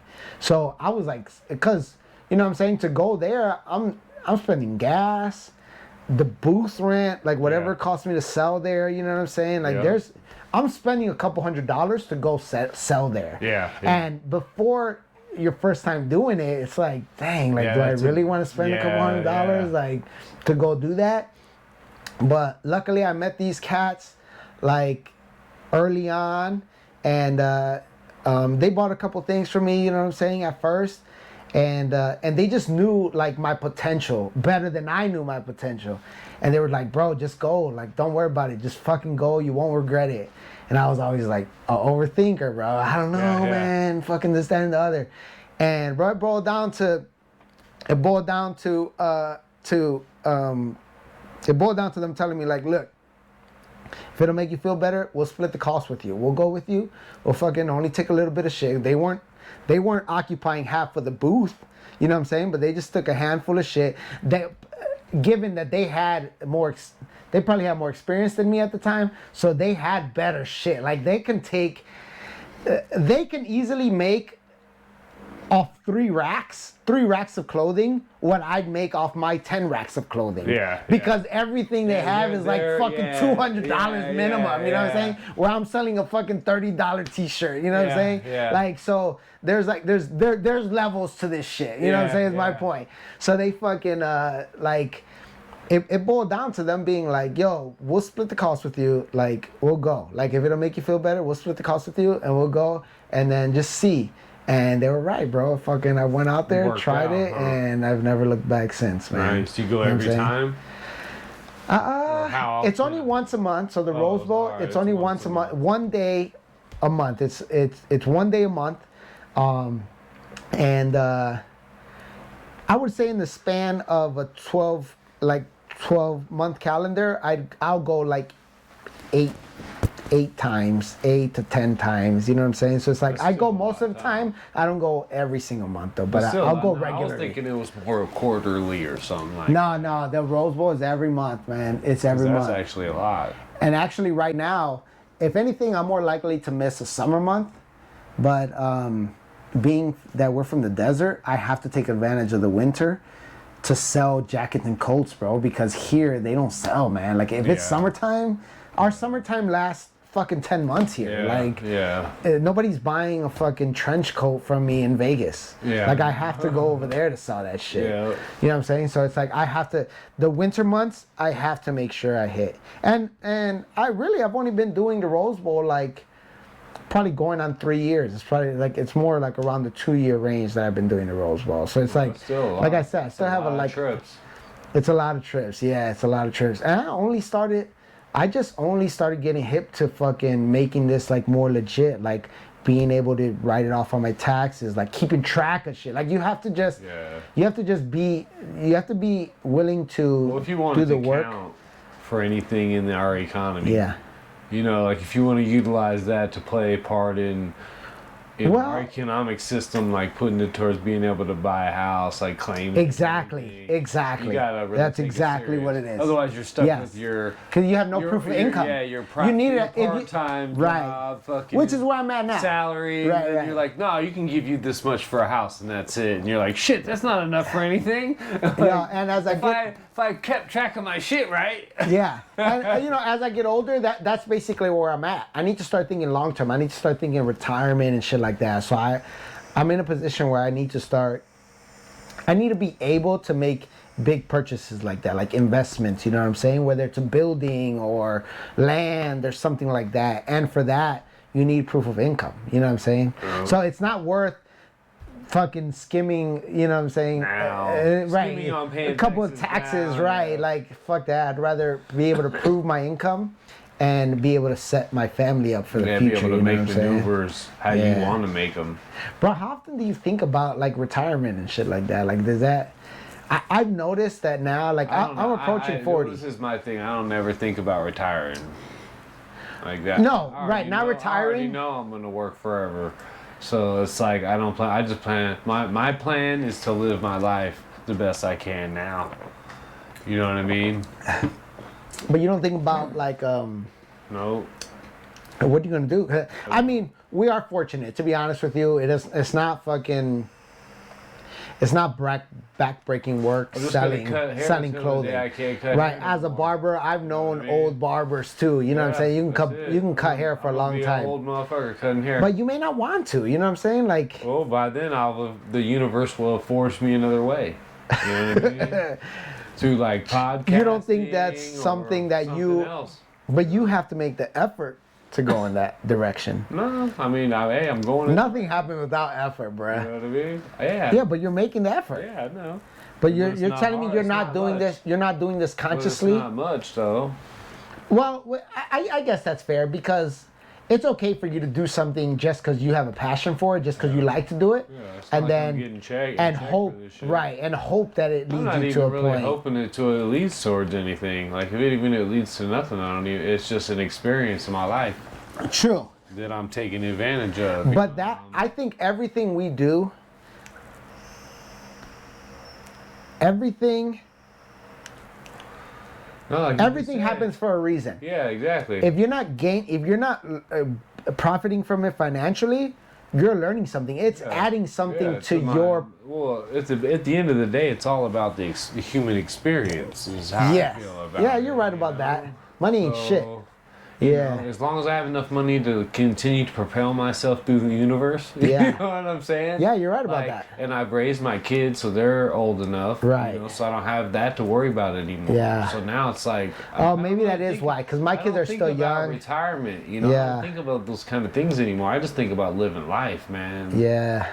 You know? Like, and not working so much. But still being able to live your life, you know, comfortably. Yeah, no, that's got to be super liberating. Uncomfortable, but at the same time, you know, there's a day and age where I won't be able to work anymore, you know, and it would be nice to just be able to chill, you know. Hopefully, maybe I do have enough scratch saved up because I do save bread, you know, I do things like that, you know, and I do kind of have a mind to where I want to work towards where I own enough stuff at a certain point that I don't. Where are you like investment wise though? Like how do you think? Where's your mentality about investment? Like not necessarily traditional investing like in the stock market, but like do you think about that at all? Like putting your money into something that you hope is going to gain value that you can cash out in the future. No. Only thing I think about investing in is myself. That's it, in my ventures. And if any of myself or those ventures gain, that's what it is. I feel like that's like what fucking great people would say. Like the people that like transcend fucking like common like ideology. If I really had enough assets to invest, it would probably be like more, like an Elon Musk type investor, which is exactly what he did. He put everything he had into himself. Into himself. SpaceX and Tesla. If you watch any of his most recent interviews, when he just sold Tesla stock, that was the first time he actually had like his own like money. Yeah. Because before that, everything he was just reinvesting. Was just loans off of his. Yeah. And shares of Tesla. That's the nature of our society, bruh. Fucking. So that's literally like you said, have only certain he was people. Invested so much into those two companies, 100%, that if those two companies failed, he'd be broke. Like he'd be bankrupt. That's why I listen to fucking. That's why I still like listen to Jay-Z and shit like that, because like in their music, bro, like he gives you. So I don't have like a super, like I don't firsthand have like those connections with like, I wasn't raised with somebody that was like financially fucking like very like literate. Exactly, that's the perfect term for it, right? So like I have been influenced by music and shit like that, like people that I don't know personally, but people that are like in the public eye that may shed a little bit of light on things here and there, right? Yeah. But like, and I'm not gonna say I didn't know this before Jay-Z said it, but like you hear Jay-Z say shit like this, like to emphasize the importance of like your credit, because it's not just about having like, it's not just about having like cash on hand. It's like our society works off credit. Yeah. Like you're almost better having good credit than having a safe full of cash. Yeah. You know what I'm saying? Like, and that is how we work. Like, and that is that is a big part like of our society, bro. Like having fucking good credit. Well, that's what they were talking about the other day when they were talking about the just printing of all these trillions of dollars, and how come like the way that it's been people would imagine a more faster inflation reaction by all these trillions and trillions of dollars being printed, but it's just coming really slow because of the way that our whole economic system is here in the United States, where it is mostly based on credit, not cash. You know what I'm saying? So it's like there's a big discrepancy, and our system's really all over the place. You want me to fix you the last of this beer you got, right? Yeah, sure, man. Do you what do you, because you know our money, our paper money is only worth something. We're on the gold standard still, right? Our money's based. No. What do you mean? No, we haven't been on the gold standard since 1933. Bullshit. Well, I don't know.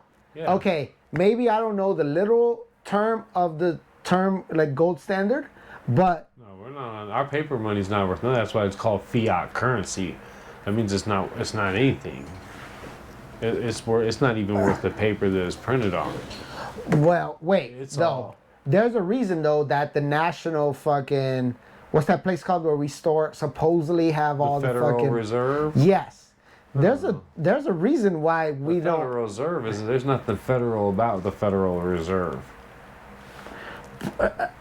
All I know is your average everyday person has no idea what's going on inside that building. We don't know how much gold is actually there. It's like one of the fucking greatest. It's like one of the biggest conspiracy theories. Fort Knox? Yeah, the place that stores all the gold. This place that has the gold. Supposedly, there's probably no gold. Suppose that's what I'm saying. That's like one of the biggest fucking conspiracy we gave theories. Rid of our gold. But if we knew, if it was known that we had no gold in there, our dollar would plummet. No, so that has to be. Our dollar is based on, basically the only reason our dollar is worth anything anymore is because it is the world currency for trading oil. If you want to buy or sell oil, you have to. So you would say we're on the oil standard. Basically, that's what we're on. Right. I don't think the rest of the world is with you on that. I see your. No, but it's the truth. It's exactly why. I think you have a valid point. Because in 1933, he signed the House Joint Resolution 172, or I can't remember the exact number what it is. I'll have to. What's his name? Eisenhower. think he signed it. Whoever was president in 1933 Okay. signed the motherfucking House Joint Resolution, which took us off the gold standard, There you go. which created fiat currency, which means... Actually, we were still back... Wait, this is like an official thing that happened. Like, they took us off the gold standard. Yeah. They took us off the gold standard in 1933. Yeah, that was a long time Really? ago. And since then, they just been printing money. Yeah, that was one of the things JFK was trying to do when he got assassinated. So why the fuck does it even matter? He was trying to create another currency backed by silver. So what the fuck does it even matter what's in Fort Knox? If we're not on the gold standard no more, why does it even matter what's in Fort Knox? Because it is a big deal, believe me. It doesn't matter. It matters, bro. It doesn't. It matters. It doesn't You can't tell me right now what's in Fort Knox. That means it matters. Because it doesn't matter. No, it matters. I think that's why they don't want us to know. Because that shit matters, bro. No, they don't want us to know how little bit of gold is in that motherfucker. No, there's none in there. You think it's just an empty building? Yeah, they probably don't even... No, they wouldn't keep it there anywhere, even if they did have gold. If our government had gold, they wouldn't keep it at Fort... Oh, so it's like a the facade. place where everybody knows... No, this... Yeah, it's at Fort Knox. You know what I mean? Everybody, well, how does everybody, since you're a kid, knows that all the gold is at Fort Knox? Like, no. Just like everybody thinks that the aliens are at Area 51. Like, no, they've been moved that shit. You know what I mean? As soon as it became a thing, like everybody knows about Area 51, why would they still keep aliens? Yeah. You know, like they've been moved that shit to the mountains in the side of... I mean, yeah, you're right. You're right. That is, I totally agree with that. Like, it's like, yes, I totally agree with that. Somewhere, wherever the gold is stashed, though, that shit matters, bro. No, I guarantee I think if the world found out gold stashed somewhere, but we're not on the gold standard anymore. We're not. We're just not. So investing in gold and silver is a good investment. Yes. You know what I mean? I'm sure there are rich dudes that'll tell you 1,000 other ways, you know? Like some people will say Bitcoin, some people will say real estate. There's 1,000 things that people swear by. Rest in peace, my uncle. My Uncle Louis, man. He was the matriarch of our family that moved to Las Vegas from Chicago. So like... Who's the first guy? Yeah, we ended up... Oh, here, that brings me to this shit over here. Let me show this. I like how this is going right here. I'm just gonna use this to fucking validate these stories I'm telling over here. Boom. So this is a vintage hat right here. These little 3 stripes right here, if you find vintage hats with three stripes, I don't even know how to tell you why. I'll be 100% honest with you. I don't know why the fuck, but vintage hats with three stripes right here are like extremely collectible. Oh, really? Another thing is, in trucker hats, K brand. If you look for if you find a hat and it says K brand or K products on there, those are collectible within themselves. Like the brand of that hat is collectible. It doesn't matter what the fuck is on here. If it's a K brand product, those are extremely collectible. But anyway, this is obviously a little more easier to tell. But these 3 stripes, it's fucking, this is collectible, right? But I didn't get this hat. I didn't thrift this hat. This is like a family. I got this from within my family. This was like handed down, right? Like I don't know. I don't remember exactly where I got this from, but this came from within my own family. So this hat right here says Clear Pack West, Las Vegas, Nevada. This company is what caused my family to move to Las Vegas from Chicago. So in Chicago, I had multiple family members, including my father and my mother, that worked for this company, Clearpack West. They do like, they used to work with, they're still around, I think. They work with plastic. They did like different types of like plastic molding, like thermal molding, injection molding, different shit, right? And eventually they got to the point where they had a significant amount of accounts on the west coast of the country. So they opened up a West Coast branch in Las Vegas to handle their West Coast customers. And that's where we came in. By that time, in late 80s, early 90s, literally like I think my uncle, rest in peace, who's the first one to move out here. I think he moved out here in like 89, if I'm not mistaken. I may be off on that a little bit, but it's like late 90s, late 80s, I mean. by that time they were like in management and shit. You know what I'm saying? Like literally, my uncle, who was the first one to move out here, he was made the general manager of the West Coast branch. So it's like by that time they were in management and shit. And then I had other family members who got offered jobs. As a matter of fact, my immediate family, we were like on the latter part of moving out here. We were like one of the last people to come out this way, right? Everybody else had been out here from the late 80s, early 90s. But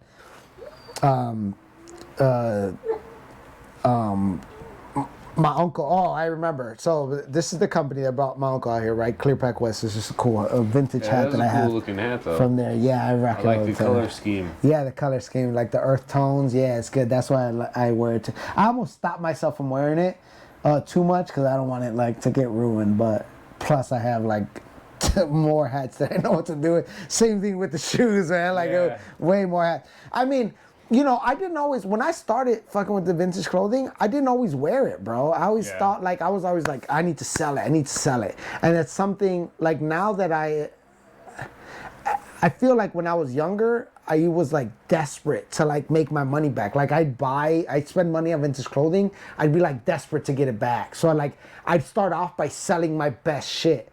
And, like, now, it's, like, I think the opposite. Like now I know, like, hey, the best shit is, the good shit's always gonna be good.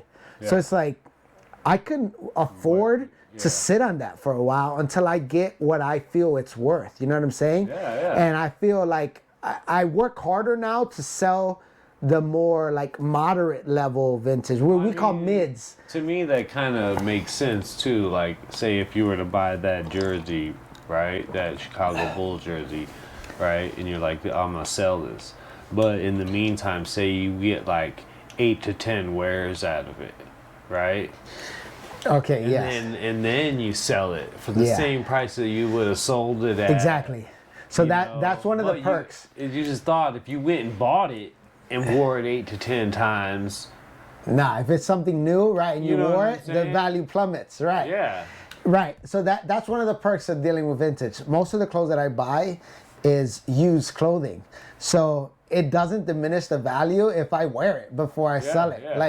Nobody knows. You, being a dealer, you're going to take care of it too. Right, exactly. You're going to fucking go. As long as I don't ruin it. Play a fucking, go play a pickup game in that. Exactly. So that is one of the perks. But I'll be honest with you, Chicago shit, bullshit that is my size, it's NFS, like not for sale. I don't sell it. If it's my size, I don't sell it. Even if it's not my size, I try to get it to a relative of mine first. I try to get it to people. So that's where the whole history part of it comes in. If it was just a money grab, I'd sell shit, like I said, on eBay. I don't give a fuck who the fuck I sell it to. No story, no nothing. I sell shit in person because I want to pass on the history of these items to somebody. I want to look at somebody in the face and know that they appreciate the item and just even, and then like learn why they appreciate it, because usually they have an appreciation for the item for a different reason than I do. Yeah. But it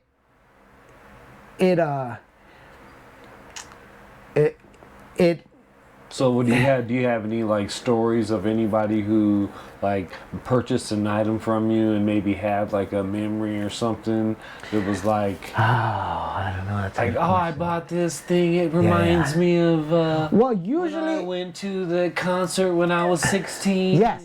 So that's not too uncommon. Usually you'll find people that'll be like, yo, I had this exact item when I was a kid, and like now I'm buying it again for myself. You know what I'm saying? So that's not too uncommon. But like a specific story now. But let me finish before my uncle. Let me finish giving my uncle his props, man, because he recently passed away. But yo, he was trying to tell the wife and I, bro, about Bitcoin when it was like just starting, bro. When motherfuckers was mining for it, when you can get Bitcoin for nothing, essentially. I want to say Bitcoin at that time was like in the hundreds of dollars still, bro. Like hundreds of dollars for a Bitcoin. And he was trying to tell us like, yo, this is the shit. And we're like, you know, like it's not that we thought he was crazy, but it's like, how do you know? Like how much time or energy to invest in that? You don't know. Bro, had I listened to my man, like to my uncle, man. Fucking Bitcoin, dude. That's I don't Bro, know, I'd be good right now, bro. That's almost one of those ones like you got to get in and get out, cause who knows when that shit's gonna get fucking jacked or racked. I'm not gonna lie with you. That's the same thing with vintage clothing, because like I told you, there's valleys and peaks in the shit. You got to try to capitalize on shit while it's at its fucking peak. A cryptocurrency. Like this shit is all online. Yeah, that's not going nowhere though, bro. I don't know. That's not going nowhere. But all I know is that some dude. Bro, we got the metaverse. Some dude created it, and they don't even know who this dude is, bro, or if he's even real. It started with crypto. You know what I mean? It started with crypto. Now we got NFTs, which explain that to me. Which it's possible, but okay, it's fucking digital. It's in the digital world. Is what is the point? This is all shit that's in the digital, in fucking the digital realm, just like crypto, NFTs, and that's the metaverse, bro. That shit. If you got Fortune 500 companies investing in digital products for the metaverse, bro, that's the way of the future, bro. We just don't know. We're old heads in that sense. We don't know how we don't know where it's gonna go. They're selling you the Matrix. Exactly, bro. You know what I'm saying? Bro, What they're doing. Nike, obviously one of the Ready first things. Player One. For real. I never saw that movie. What? Never saw that movie. I know it's a good movie because you hear Ready Player One. That's what they're doing, dude. They're trying the metaverse, this whole world, this whole virtual world they're trying to create for motherfuckers. Like where they literally the Matrix, though. I understand. Just go to work and then can't wait to get home so they can. And isn't that kind of crazy? World. Isn't that kind of crazy how you can own virtual real estate? There are motherfuckers out here selling virtual real estate. Virtual? What the fuck is virtual? Like you're gonna pay $50,000 for a house. Yo. In the virtual world. And then you're gonna buy NFTs to digitally put in your house, right? In your virtual house. Yo, I know and your proof it's an NFT because you got the certificate. We're always gonna have trouble with it, just like our parents had trouble with computers. Well, I don't know. It's just something. I mean, I have a nah, bro. Me and you. The reality is, me and you are never gonna fully get it, bro. It may affect us because we're not gonna have a choice. We're never gonna fully understand it. Well, this is why I think why we won't when it gets to a certain point is because, like, you know, my reality is my reality or my thought process is in reality is based on reality. And participating in said reality. Yeah. You know what I mean? So and we're not going to change. About spending my time like in a creative virtual world, like no, that's what this is, bro. But if you think back on the Matrix, this is the created world. This is the Matrix where I'm in right now, as far as I'm concerned.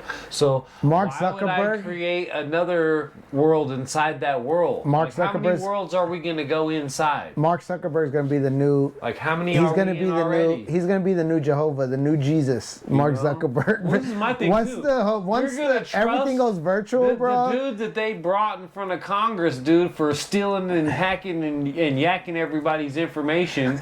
You know what I'm saying? By the truckloads of data and then you're just gonna trust them in the metaverse to run the metaverse? Yeah.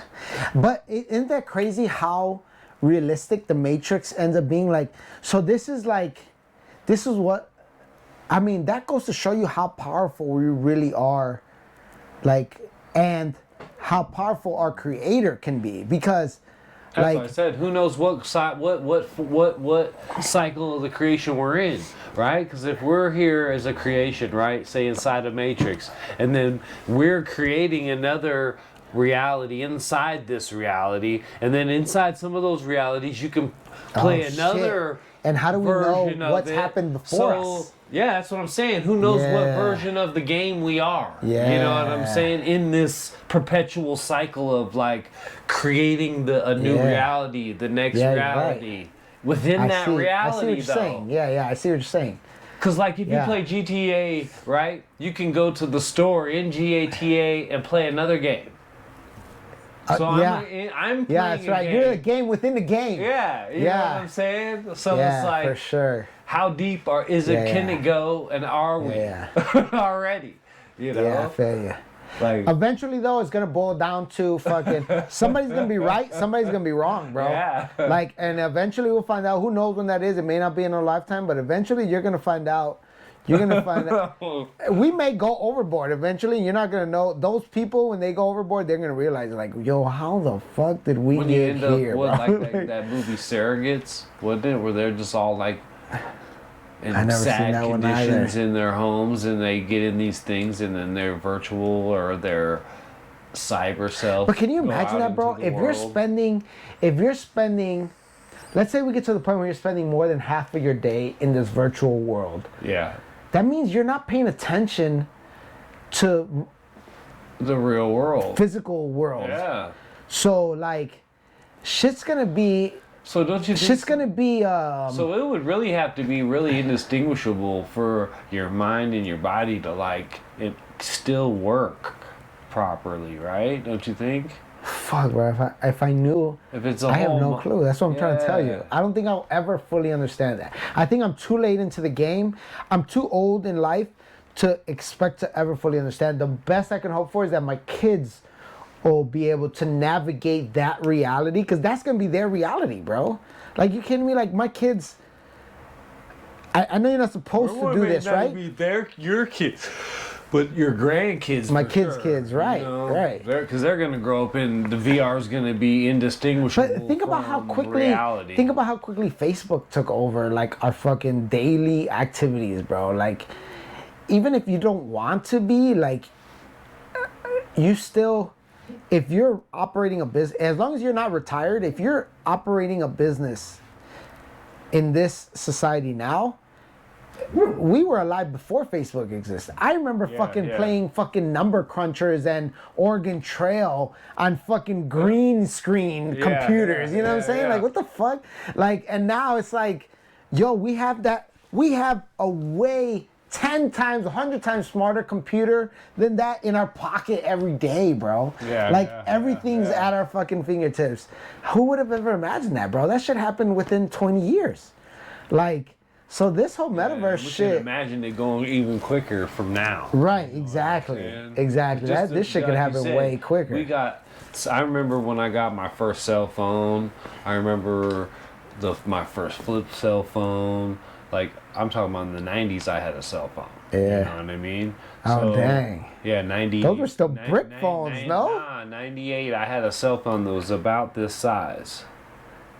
Get the fuck out of here. Yeah, it was. But it wasn't like, but all you could do. Oh, it wasn't like a smartphone. All It you was could, just all big you ass could do buttons. was call, but it was about that size. It was Yeah. literally the SIM card. remember- It wasn't a little SIM card. It was a full size card. Yo, It I went in the remember back of being it. able to And I buy. had minutes. I remember being able to You had buy. minutes back then.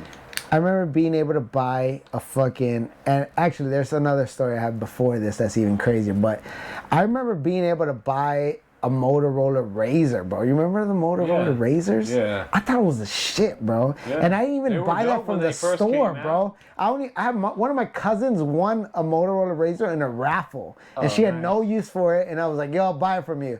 And I bought it, and I was like, I thought it was a shit, bro. Razors, when they came out, they were dope. Bro, and all I could do was like look up sports scores, like Yeah.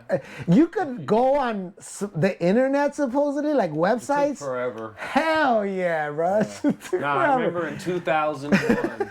In 2001, I had a flip-up Motorola. Yeah. And then later that year, they had the internet on there. And yeah, you could look up sports scores and all that, but it took fucking forever, dude. And you literally were so limited, dude. And then This is dating me, but I remember when Nextel's not even around anymore. I remember when Nextel, at least not in the way it was around before, but I remember when Nextel came out with that phone that had the color screen on there. Like, shit was in color. You're like, For the first whoa, what time, the yeah. fuck? Yeah, Like, you yeah, could take a picture and it'd be in yeah. color. It was like all fucking pixelated, crazy, but like, Yeah, I remember the first time they had a music ringtone. You know what I mean? But it wasn't even the same. Yeah, Yeah. I had a Sprint cellular phone in like 2002. Bro, I'm old enough because I'm pretty sure those cost money. Right. It was the Biggie one. I remember I had that Biggie one, but it wasn't the actual song. It was just like a bootleg cell ripoff. phone version Generic. of the song. Yeah. But that's all they were. It was like the beat. Yeah, I remember fucking. I Hoes. still remember. I got hoes in different area codes. Yo, I'm old enough to still have had the opportunity to fucking record my voicemail greeting from an actual like radio, bro. Like where I'd fucking play the song and fucking just put the phone to the speaker and just have that fucking shit playing we with used to do that shit with our pagers. pages. See, what you know about pagers, motherfucker? I mean, I know them, but I had a pager, but it was because it was like a hand-me-down from like my brothers and sisters type thing. Like I never actually got to I never relied on just a pager. But I remember having one like as a toy almost. 702-695-1962. Yeah. What does that say? Somebody, if they watch this video, they'll know whose pager number that was back in the 90s. Who was that? It's the homies. What? Yeah. Yo, ain't that crazy though? How we can like dependent on shit now? Like because back then, you had to remember shit. Everybody's number. I know, bro. It's like we're making ourselves like I don't know anybody's number now. Like we have to be smart to like develop these fucking technologies, but like we're developing shit that's like making us dumber. Yeah. You definitely crazy. want to flex your mind still. You know, like audio. Yeah. Audio books are even like they're helpful because you can like bang out a bunch of books like over no time, but at the same time you're not actually flexing that part of the mind. It's actually reads. You know what I do, bro? And this is like fucking reading does something. It's like totally very fucking probably like rudimentary. Like, I do shit with like my opposite, like with my non-dominant hand. Mm-hmm. Cause they say that shit like works your brain muscles too, bro. Like doing some bullshit like fucking brushing your teeth with your non-dominant hand, like. I always try to. Yeah, I always try to switch it up. Yeah, I always try to do that shit too, bro. Do you jerk off with your non-dominant hand? I have no idea what jerk off is. I've mastered it. I don't know what jerk off is. I've mastered it over the years. I can do like a. You got to get it really lubed for that now.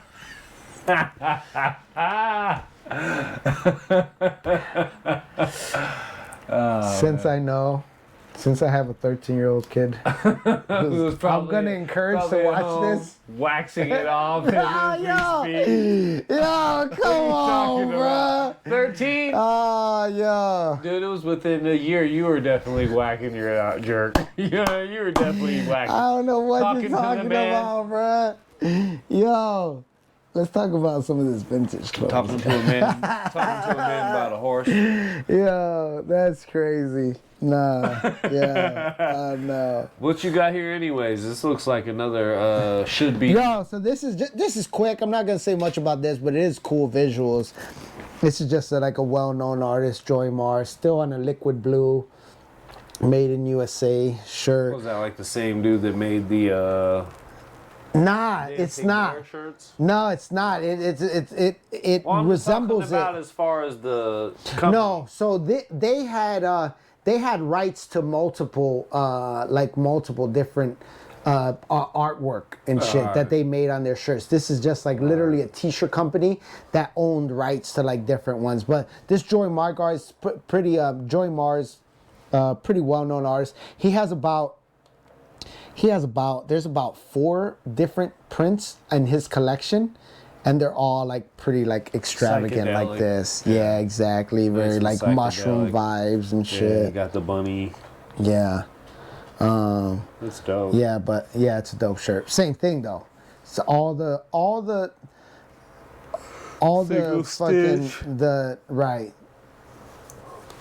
single stitch, made in USA. Right, little t-shirt. Yeah, here, there. But I was talking about I'll show this all over print quickly too as well, just to kind of give you the idea like what I mean by that. But this is a Beatles print. It's a cut tag, but this is a well-known shirt. Beatles, boom, but all over print. You see how the image goes? Yeah, that's what that's what they consider to be an all over print vintage t-shirt right here. The Beatles, pretty cool. Got all the fucking Beatles on here and shit on there. Yeah, it's a pretty cool shirt. Pretty cool shirt. But then also, like we were talking about, fucking music shit right here, bro. Giants, another company. They a lot of times they dealt specifically with like tour merch, and like a lot of music related t-shirts are on Giant tags. Like this is a good tag to have. But Skull and Bones right there. But this is a Cypress Hill, Skull and Bones, which I don't remember off top what year this is, but this is an album that they had. So this is you can Google it, and then it kind of gives you the idea of when this. Yeah. Cypress Hill. Man, look cool. Giant tag. See, this is already, and this is, you know, in all honesty, you have to be somewhat of a historian to kind of be good at dealing with vintage clothing. You have to have at least a small interest in history, because that's when you start knowing, you know, like, NAFTA, you know what I'm saying? That's like that's a government fucking like That's treaty. all that came up, huh? You gotta put Cypress Hill, Skull and Bones, because if not, you'll get the secret society fucking Skull and Bones and shit.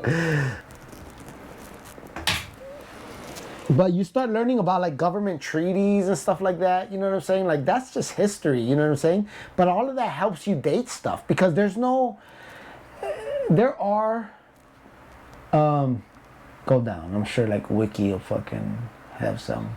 They know everything. It was released on April 25th, 2000. That's when the album was released.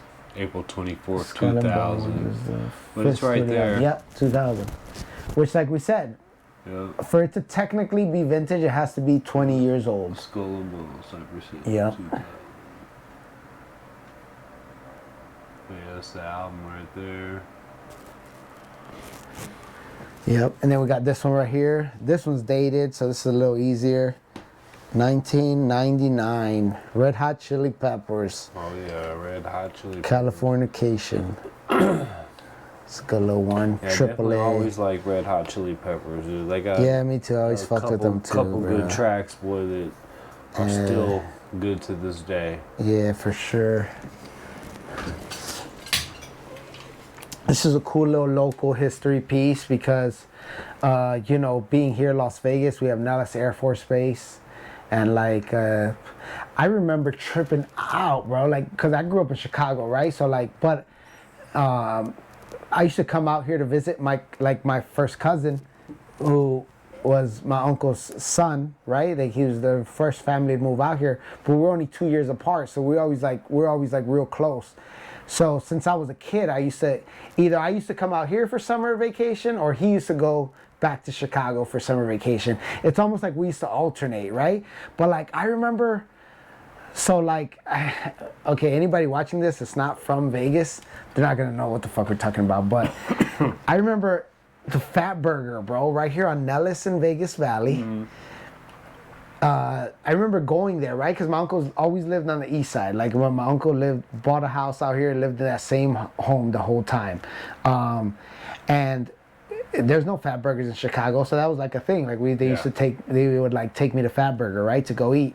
And like there was nothing around that Fat Burger, bro. Like that Fat Burger was like the only thing fucking in that desert lot. Yeah. And we used to go there, and then like it used to trip me out that they used to say like, yeah, you take this road straight down and you'll end up at the Air Force Base. This fucking Nellis. Yeah. You take it to Nellis Air Force Base. Yeah. In Chicago, I didn't grow up around any military bases. Like I didn't know. That was like I was like freaking out. Like the air show. Yo, that's crazy. Nah, I never went to an air show. Went to an air show? Nah, it wasn't until later that I found out like about the Blue Angels and shit like that. But just knowing just the idea that there was an Air Force base within like driving distance, Yeah. like that was just like, it freaked me out.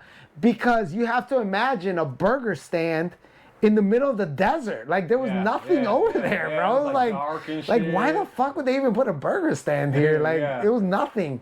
Like coming from Chicago where everything, because I grew up like, In the you meet, city. a lot of times you meet people because they say Chicago because it's just easy to say that, but then you'll find out they're from fucking Skokie or Naperville or some fucking suburb, right? Like, Yeah. but like I grew up like inner city Chicago, you know what I'm Yeah. saying? So there's no vast Yeah. empty space. Yeah, like, you know, there's no everything's darkness. occupied. If it is because the streetlights are out. Right. It's like there'll be some abandoned lot or something, Yeah. but it's just one lot.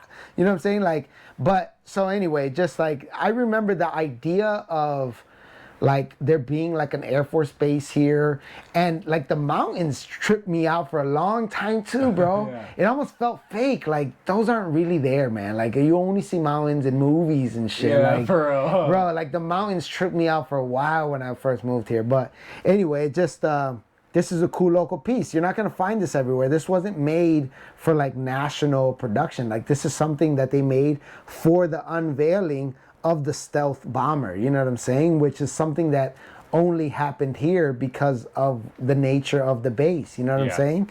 But this is a cool little historic piece. I value this probably more than anybody will pay me for it. It's for sale, but I'm not in a rush to sell it because I think this is a cool piece of local history. You know what I'm saying? Like we do experience a lot of shit that a lot of people don't experience because we have an Air Force base here. Yeah. And not only that, it's like one of the most renowned Air Force bases. You know what I'm saying? Yeah, Like a lot of stuff does yeah. happen. So boom, this is a stealth bomber right here. But obviously it's not a lot of trouble dating this. The 1990s.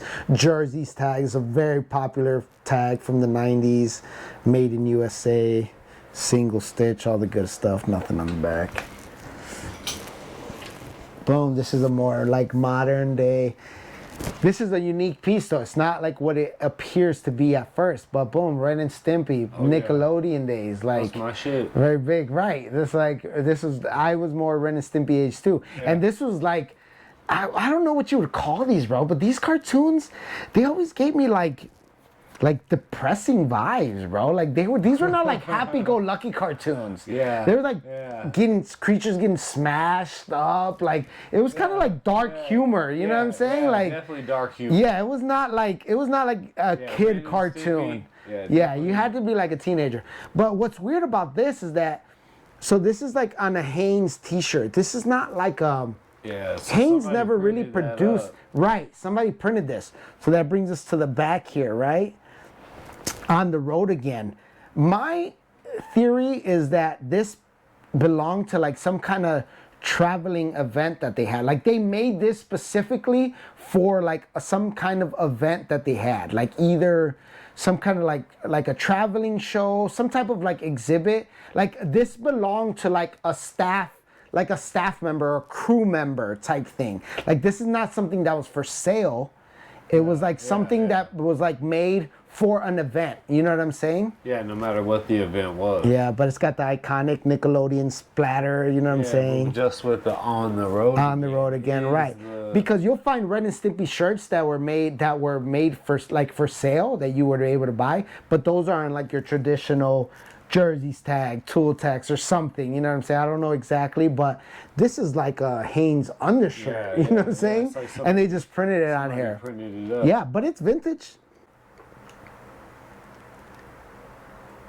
USA materials assembled in Jamaica, but single stitch, top and bottom, Ren and Stimpy. This is a pretty, because in my world, this is a bonus because this makes this shirt more unique. Yeah, because This is not something that was up for sale. Yeah. You know what I'm saying? Anything like that, you look for any kind of variances buy like that that. on the rack. You can buy that, right? Exactly. It's a cool little Star Wars shirt. I'm not gonna say much about this, but then again, Screen Stars.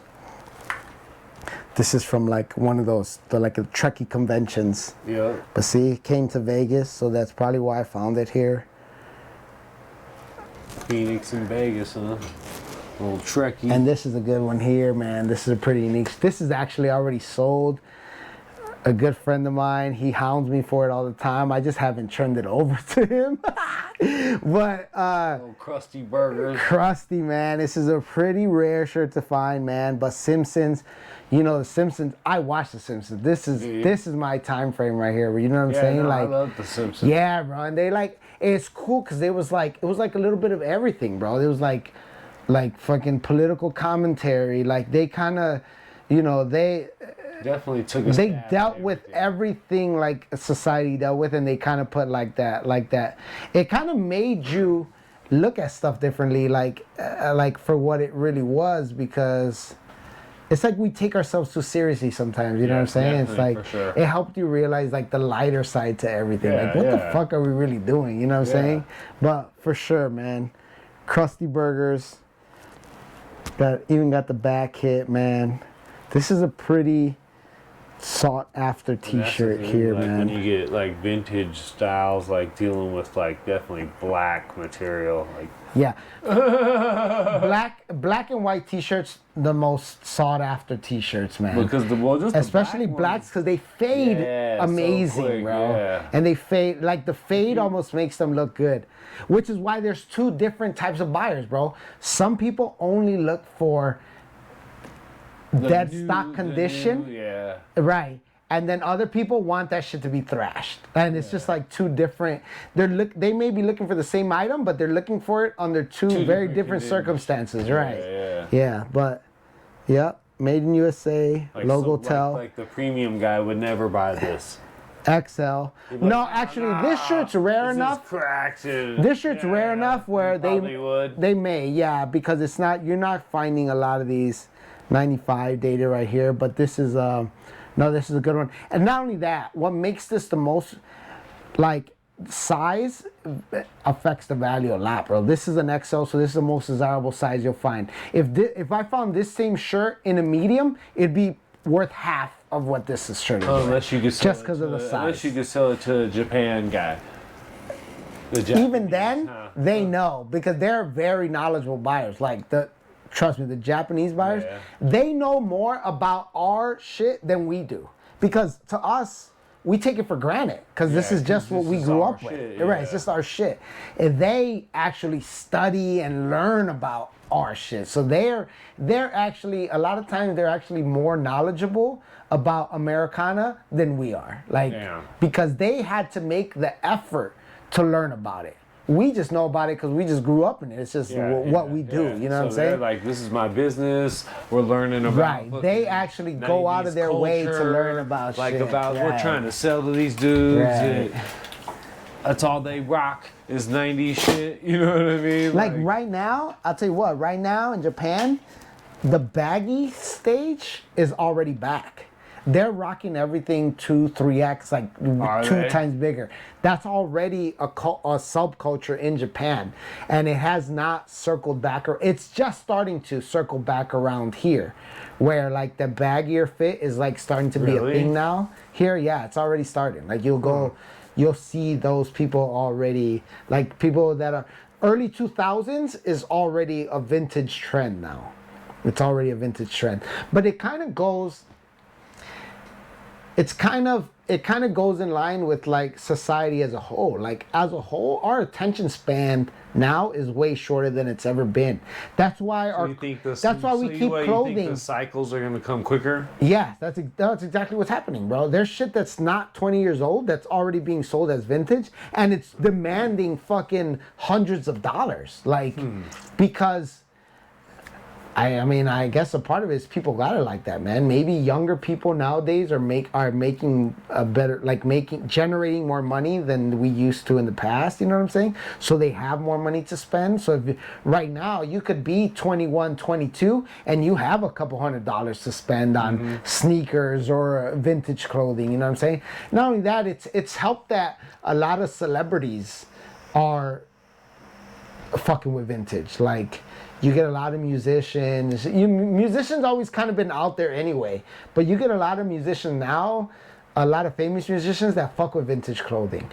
You'll find I mean, it sucks for you if you're trying to buy some shit, but if you're selling something that fucking Kanye West got pictured wearing, that shit, you could own that same item. I mean, it's kind of, this is not, I mean, it kind of is what it is. This is not, it's not like necessarily a justifiable increase in value, but it just is the way, it is what it is. Like, people want to be like celebrities. So you can have a t-shirt that's worth $50 one day. If the right celebrity wears it, it's fucking through the roof. Cause now it's a shirt Kanye West wore. You know what I'm saying? Yeah. Travis Scott, fucking. Yeah. You can get a hold of one of their old pieces. No, because the shirt. No, I'm saying the shirt is a vintage shirt. But All right, it didn't have to actually belong to them, but it's the same shirt. The same shirt that they're wearing, right? Exactly. So it's the same shirt that they're wearing. As soon as they get pictured wearing it, fucking, you're all of a sudden the prices for that item go through the roof. So it's like, and it's like you feel bad. A Ninja Turtle fucking T-shirt from the 80s or some shit. Right, shit could be a fucking normally maybe $40 shirt, but if fucking, like you said, whoever gets seen, right. The drummer from Korn or Right, exactly, whoever. right. Travis Barker's he's big into vintage. Kanye West is big into vintage. Travis Scott is big into vintage. And there's a lot of actors too, bro. Like, I'm not good with actors' names and shit, but like, what's the heavyset dude, white dude with the beard, wears glasses. He's kind of like a, if I heard his name, I'd know him, but. So he's an actor? Yeah, he's an actor. He's a heavyset dude with a beard? Yeah, he rocks a beard a lot. He comes out, I mean, I'm only gonna name obviously type of movies that I watch, but he was in like Fat Dude was a beard. what's the movie with the dude that has the fucking fake ID and he buys liquor and shit for the first time? It's like, oh yeah, Superbad. Yeah. What's the little the chubby chunky white dude? Yeah. Oh, what the fuck? Yeah, I know who you're talking about now though. Jonah Hill, maybe? Yeah, nah. Yeah, that is his name. Jonah Hill. Yeah. Yeah. He's big into vintage too. Like, on in his personal life, he wears a lot of vintage and shit. But obviously rock stars are rock stars, bro. So it's like fucking Travis Scott, he's a fucking rock star. If he wears vintage, he will actually, okay, so this is a trend he started. He wore one time, it's called the Nike Center Swoosh. I've never thrifted one of these on my own, like in the wild, right? Like, I've never found one of these in the wild myself. But it's a Nike Center Swoosh, and it's just a Nike hoodie, and it has the Nike check mark right top center of the chest right here. So it's like, it's cool because if you're wearing it like as a layered piece, so if you're wearing a shirt over the hoodie, you could still see the Nike swoosh right here, which is, I think, why he wore it. Once he wore that piece, well, you were able to buy those sweatshirts. They're nothing. Like, they're not. No, I'm not gonna say they're nothing, because I would like to find one of these fucking sweatshirts or multiples, but.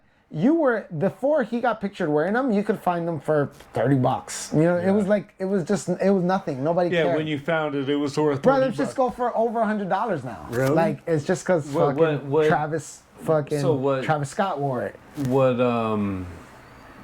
What year is that from? Is that some new thing, or is that? It's a newer thing. It's still vintage, I think, but it's like right on the cusp of like being vintage. It's like fucking late 90s. They date back, because like sometimes Nike will make some shit and they'll like re-release like the same thing like a couple years later type thing, you know what I'm saying? So there's like a couple different variations, because I think you could find some USA made. I could be wrong in this, because like I said, I've never physically owned one myself, but if I'm not mistaken, you could find some center swooshes. They're called center swooshes. You could find some USA made, and then you could also find some fucking made in Pakistan. You know what I'm saying? So it's like, it's like 90s era. You know what I'm saying? But it is definitely like a certain release from Nike, but that's a prime example of that.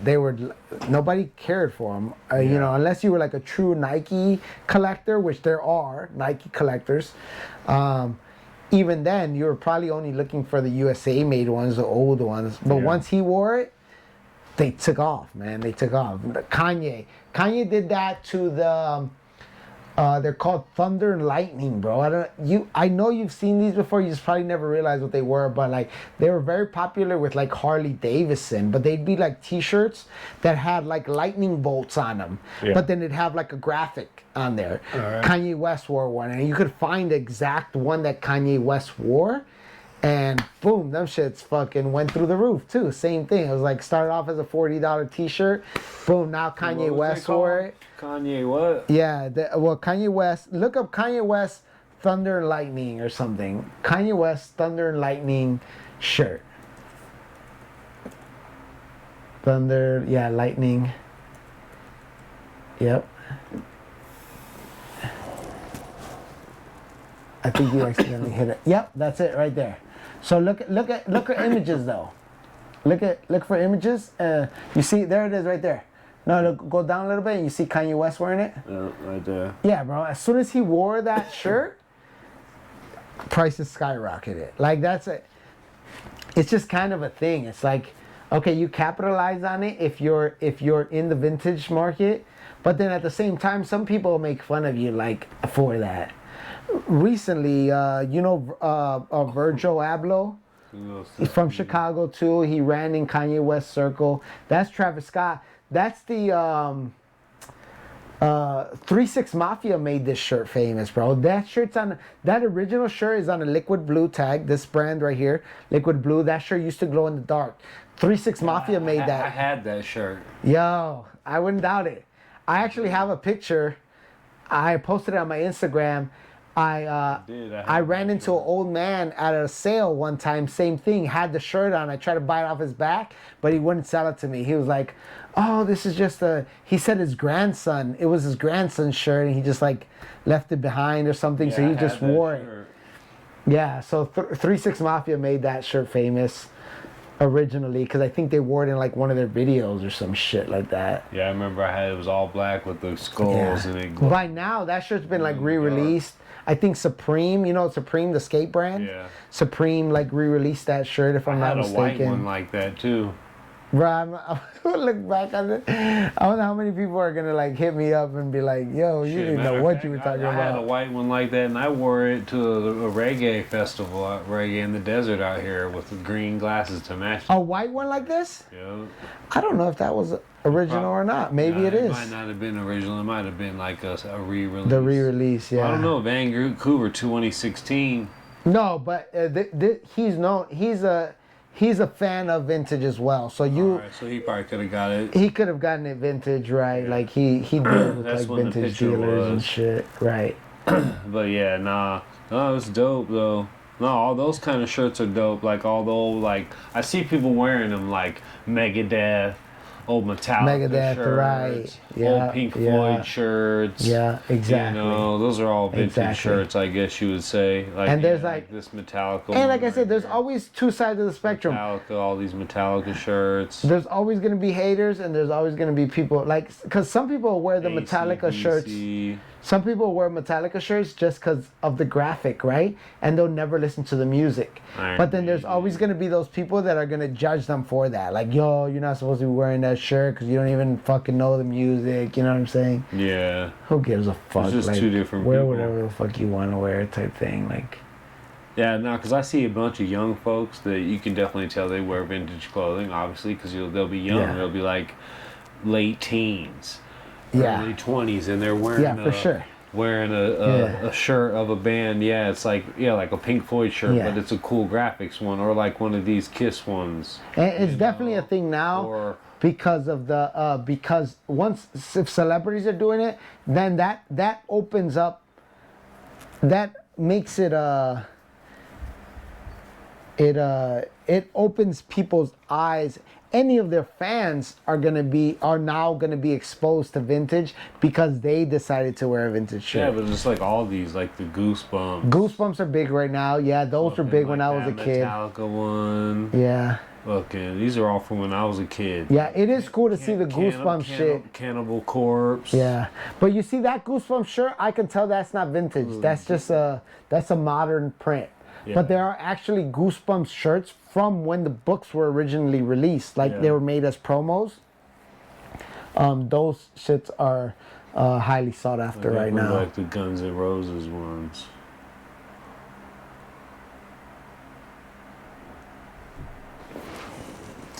But yeah, man. I'm gonna take out some of these hats growing right up here. with all that stuff, it's like, damn, you wish you would have kept a copy of all of them. Yeah, trust me. Like, No, you know what's let me crazy? get both of these shirts. Let me get two. One to stock, one to rock. Yeah. You know what's crazy is that growing up in Chicago, all of that Chicago bullshit, like, so Yeah. it sucks being a Bulls fan because the Bulls are like one of the most iconic teams ever because of Jordan and shit. You know what I'm saying? And our this is my thing. championships. It's like I was a fan of the Bulls when they was before all that. So it was like Before they won their championships? yeah. Well, but you lived in Illinois. Yeah. So yeah. So I mean So it was that's like- normal for it us. was like- right. So I have a different view of like you said, of everybody's view now these days of the Bulls is different than it was when I first was a Bulls fan. Because it was like the first time we won a championship, dude. That was like the best, dude. That was like one of the happiest days of my life. Yeah. Shit, who you telling, bro? Dude, I remember going to ran Grant around. Park. I was running around, dude, yelling, jumping. That I was never- like, I never second guessed being a Bulls fan. Like I was never a fan of any other team. Like it was because in the 90s I was like a young kid. Like I was old enough to know sports and shit like that. Like, and that was our heyday, bro. So we were winning all our championships. Like I never even attempted to root for another fucking basketball team. Like we were the best of the best. But now in the vintage world, it sucks if you're a Bulls fan because all that stuff is so overpriced because everybody's a Bulls fan. And it's not even just being a Bulls fan. Everybody wears Jordans. Yeah. So you have to buy the right vintage Bulls piece to go with your Jordans. You know what I'm saying? Yeah. You don't even have to be a Bulls fan. Yeah. You just got to be if you're trying to put together the perfect outfit, you're going to look for vintage bullshit to go with your Jordans, right? Yeah. Which are still being sold like they were back in the day. You know what I'm saying? They're just as popular now as they ever have been. So it's like being a Bulls fan sucks because nothing is reasonably priced in the vintage market. Whereas that's why I own a lot of Chicago Bears stuff because the Bears suck. Nobody gives a crap about them. Nobody cares about the Bears. So you find vintage Bear stuff, you get super good deals on Bear stuff. But no, good luck finding a vintage Bulls championship T-shirt. Everything's super. I think I wore all my shit out. bro, me too. But there's a bunch of stuff that I had that I would like. I'd cut the sleeves off to make it into a basketball shirt. I'd wear it to play basketball, and it's like now I was like, oh, what do I do? I had so many outfits, but then I was a kid growing up, so I grew out of most of that shit. Yeah. Wore it out. Well, like a lot of my stuff was like hand-me-downs from like my uncle or my brother or something. So it's like it was already used when I got it, but still, had I kept it like in its original, whatever condition it was in when I got it, it'd still be worth a good amount of money like nowadays. But nah, bro, all that. So like I stick to buying stuff like that. Stuff, even the White Sox, bro. The White Sox logo is always been popular in California because of NWA. Like NWA and just I think it may have like gang ties too. I think there's like a gang significance to it in California. So like the Sox logo has always been super iconic in California. Every time I go to Pasadena, it's hard. I've already learned not to assume if you see somebody decked out in White Sox stuff, not to assume that they're White Sox fans. They could just be from California because it's just that iconic of a logo that they rock it heavy in California. The bad side to that is that if you're actually a White Sox fan, you're not gonna find stuff reasonably priced because it's everybody wants it. It's just like Bulls You go stuff. there. Yeah, bro. So I'm stuck to like Bears and Blackhawks. Even the Blackhawks is like, it's a pretty cool logo. Like if you're like Native American or anything like that, it's a lot of people like the Blackhawks logo because of just the big Indian head. You know what I'm saying? Blackhawks went on a run not too many years Oh, ago. right. They're a good team, but even if they're not, their logo's always been pretty cool. Yeah, you know what I'm saying? it's a dope jersey. Like the jersey. Yeah, it is for sure. That's dope. But I bought some hats out here. These are just local Vegas history right here. The Las Vegas Stars, like the old, yeah, the old hockey team, right? Nah, baseball. The Is old it a minor baseball league baseball team. Yeah, yep, the Vegas Stars. Yep, and that's obviously a promo. This was probably free at one of the games. Yep. It's got the little Subway advertisement on there. Yep, the Vegas Stars. This was when they were an affiliate of the San Diego Padres. So the Vegas Stars at this point with this color scheme, Yeah, they were Padres, they were like a minor Padres minor league team, right? Yep, yep. Those right there. Well, it's kind of quick. I got some. I got a good story for this one, but I'll show some other local stuff first. This is a very rare, very sought after hat, man. Las Vegas Thunder was our, I'm gonna say minor league, but I think they were a minor league hockey team. Or if they were professional, they were not. It was not an NHL team. Nah, they were like a D, you know, the under league. I think it's actually right there, International Hockey League or something, the IHL. But this is okay. So this is multiple things about this hat. This is Sports Specialties, a very iconic '90s brand. They made hats like Sports Special. There are people that just collect Sports Specialties hats. Yeah. Then yes, and then this hat right here is called this version of a hat right here is called the Shadow, just because it has this like block right here, but just a dead stock condition hat. I found this at a yard sale for like $3. Yeah. This hat is way over $100 value in the vintage market to the hat collectors. This is easily. I actually have a good friend of mine that's a local hat guy. Like he's a local hat collector. He already kind of called dibs on it. Like if I ever want to sell it, I know I have a buyer for it automatically. Nice. I kind of want to wear it a time or two because it's not dead stock. It's pretty close because you see there's like no sweat right here. Yeah. But I almost want to wear it a couple times before I sell it. But yeah, that's a cool hat right there. A personal piece right here, Great America. This is the Six Flags in Chicago. So every Six Flags theme park has a different name. Six Flags in California is called Six Flags Magic Mountain.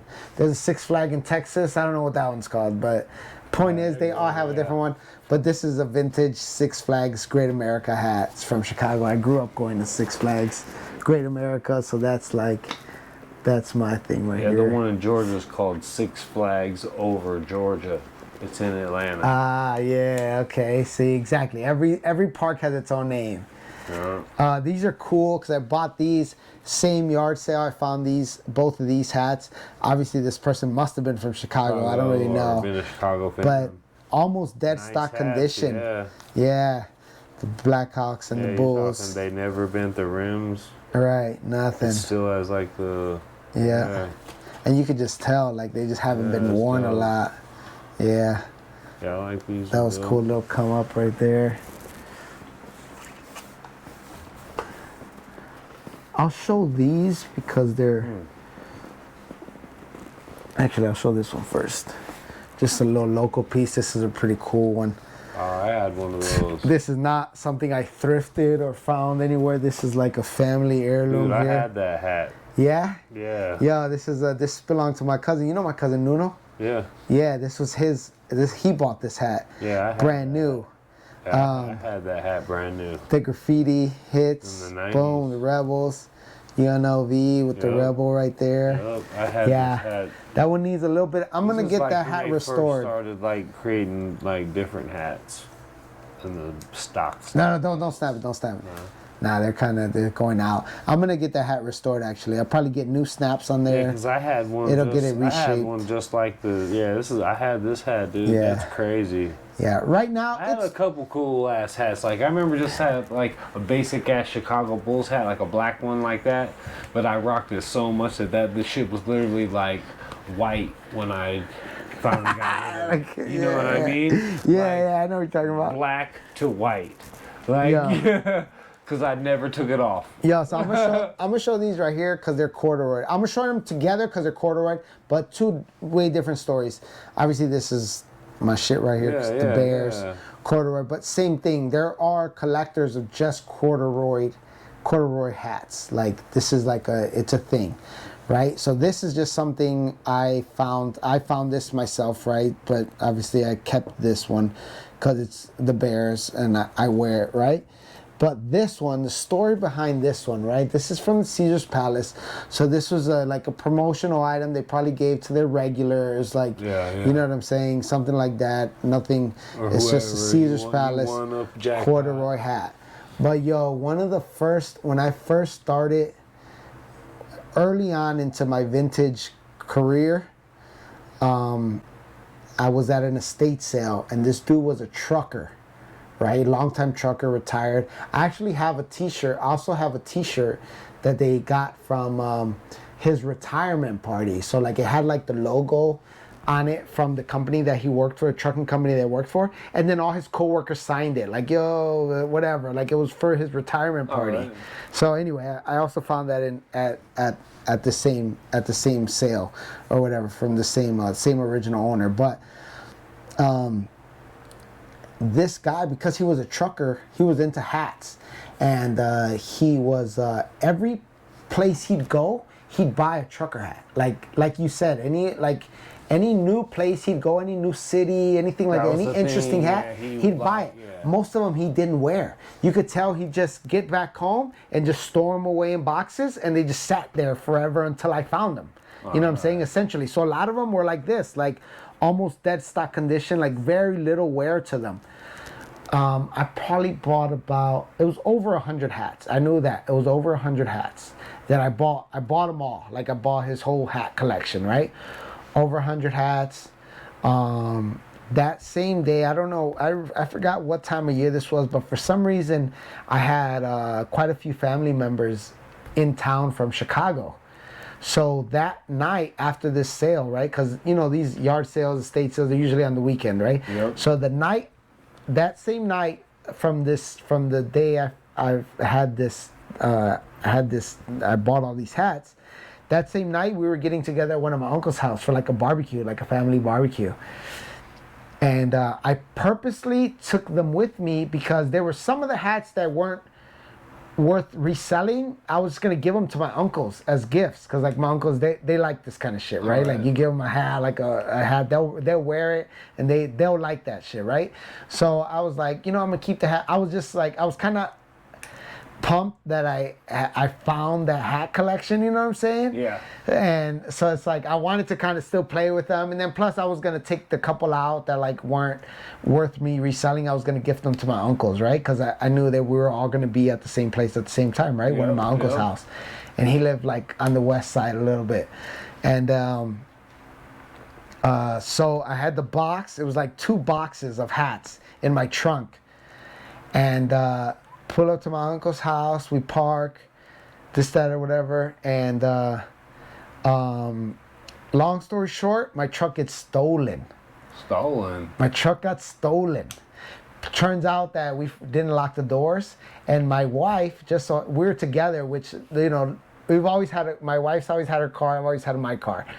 So we're together, it always kind of makes it like tricky as far as like keys are concerned.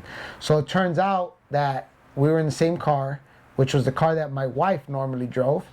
But because I was driving, my wife left her keys in the center, the armrest, bro. And we left none of this was on purpose, but we must not have locked, I mean, some of this we're putting together. Obviously, we didn't lock the doors, and they just got lucky, man. Which they actually did tell the cops, because they ended up finding our truck. They were joyriding it. And they did say, like, they were checking doors and our door was unlocked. And then they just so happened to find, and this is something we had to deal with their insurance, because our insurance was like, wait, you left the car unlocked and you left the keys in the truck? Like, what kind of shit is that? You know what I'm saying? But so it was just a bad, like, series of events that happened. But A truck got stolen. The hats disappeared, except for this one, that one of the kids that was in the car was wearing it when the cops stopped them. And I had when I called to report the vehicle stolen, I told them like, yo, I had like 100 hats in there, like vintage caps. So all of them got stolen except that one. Except this one that the little youngster had on when the cops pulled him over. So when I pulled up on the scene, like to get my truck back, they were like, hey, was this one of the hats? And I was like, yeah, it was definitely one of the hats. And they were like, this is the only hat we found. Like, all the hats are gone, bro. We ended up getting the stuff from our glove box, like all our paperwork, from and one of my kids' car seats. We ended up getting it back because these kids, like, they just chucked it over somebody's back wall. So like, we got a random call from like somebody, and they were like, hey, somebody just like threw this stuff over like into our yard. And they're like, it's all your insurance papers, everything's like in it, because it was all our glove box, our glove box stuff. And they were like, they even threw like a car seat in here. So they must have just been like dumping stuff out. Yeah. But them hats, they must have sold them or kept them or something. But them things were gone, bro. Over 100 hats, bro. And it was one of my first major scores that I had, like when I got into vintage, and just like that, bro. As quickly as I came across it, it was gone, except for this hat. So I was like, I can't sell this hat, man. Like, it's like the only. Keep the memory, I know, it's like a keepsake now. That's funny. Motherfuckers, man. Yeah. And then I think this is the last of them. I'm gonna show these. I got one more item, but it's the last of the hats. I'm gonna show these just because of the whole dead stock idea. You know what I'm saying? Yeah. All these hats, vintage, but dead stock. Look at like the original tags like I had was $12. Real Men Wear Black. $16 for that. This is a big one here, because there are variations to this hat, this Bulls Championship hat. Sometimes you find these hats with the Velcro strap, which are nowhere near as cool, man. Like, nobody wants to wear that's like a dad thing, you know what I'm saying? Like, the Velcro straps, you want the snapbacks. Is that the Velcro dad thing? Yeah, so this is a very valuable hat right there. This is the other than sports specialties, this is the other Logo Athletic, right? Is like the other, like the second most, not second, but it's the other, most popular hat brand other than like, sports specialties. The 97 NBA, that's like. Yeah. But these are cool right here, little dead stock. I like the socks. Old hits right here, Wear black, baby. Yeah, that one. And just so I can get the stuff that I brought, my little props that I brought over with, these right here, bro. So these are another cool story. I brought these just because of the story behind them, man. So this is another time I was fortunate enough to buy stuff from the estate of the original owner, right? So he passed away. By the time I got to buy stuff from his estate, he passed away, but it was his son that was inherited his father's estate, and he was the only child, so he was selling off like the stuff that belonged to him. So it was cool because his son was there, and I got to talk to his son and get like the backstory, like from his dad. What he knew from him, Right. So his father was a retired FBI agent here in Las Vegas, and he had been here since like the 80s. So he got to, and he was not just, the cool thing about him is that he didn't just have like a desk job. Like, he was like a field agent. He was like undercover as like somebody that he really wasn't. You know what I'm saying? So he had mobster friends and all that. And he was like, this dude was telling me, he was like, yo, since we were kids, we'd train for like emergency situations. Like, if they ever found out who my dad was, like we had procedures in place that we knew we had to do if anything ever went south. Get out of town. Right, because they lived amongst these mobsters. He's like, we went to school with kids of the mobsters. Like, they all thought we were one of them. Well, right, so he had to, right, he was in it. Like, he was like, and like, so even when I was finding stuff in this home, I'd find stuff in bags, right? Like different bags. And he was like, and he explained it to me. He was like, no, this is how my father operated. He was like, he'd have a bag because this is not really who my father was, right? He was playing a character.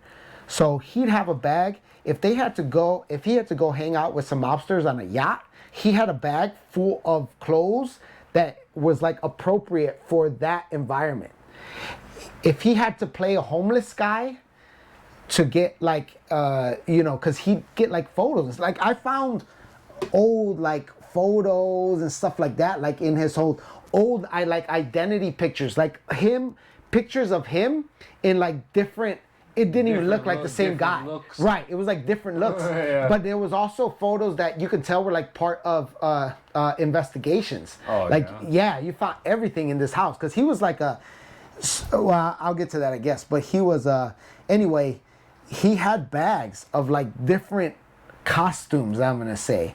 Like, depending on what he had, what character he had to play, he had bags like ready to go, like go bags. Like at any moment, he could like be this other person. You know what I'm saying? Yep. But anyway, a longtime Sounds FBI like a super agent. FBI agent.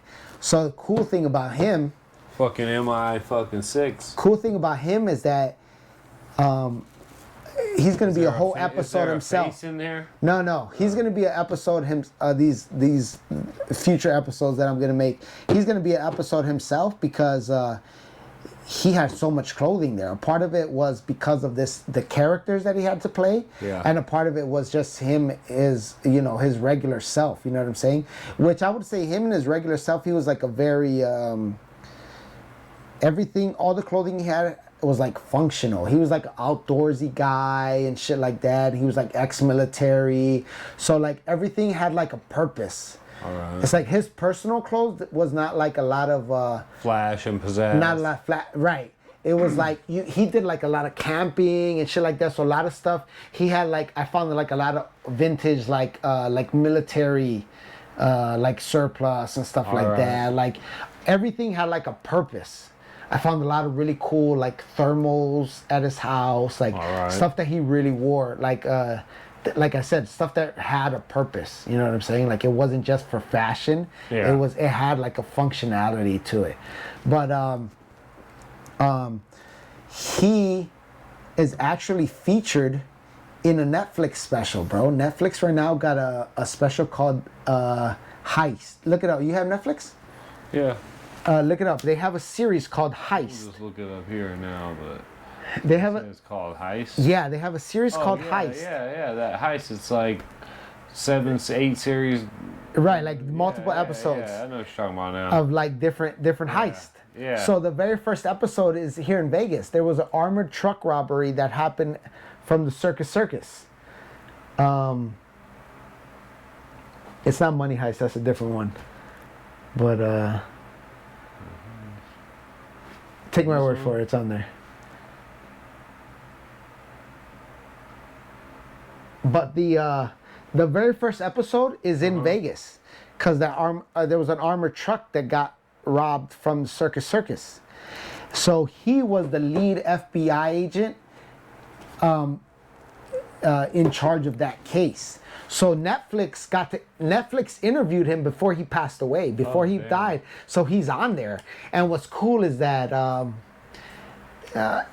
Netflix, when they're interviewing him and shit, they're showing like snapshots. 'Cause obviously, Netflix is interviewing him. This was already when he was retired and all this shit. Right? Yeah. But they're showing snapshots of him when he was like when he was still an FBI agent. And one of the T-shirts that he was wearing in those snapshots that's featured on Netflix is I found that T-shirt in his house. Like I got that actual T-shirt. Oh yeah. That he's wearing. So that's like even more nostalgic. Look up Heist Netflix.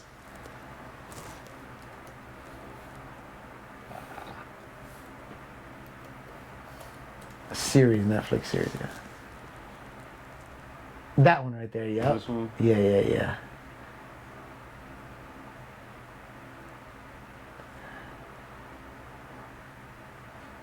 Alright. I'll have to check that one out. Yeah, that's not the first episode right there, but the very first episode is in Vegas. And it's cool because he's featured on there. So they're interviewing him on there. And he comes out on there, he's talking. Sex, Magic, Money, and Murder. Yes, that one, yep, right there. From armored truck in Las Vegas. Yep. 3.1 million.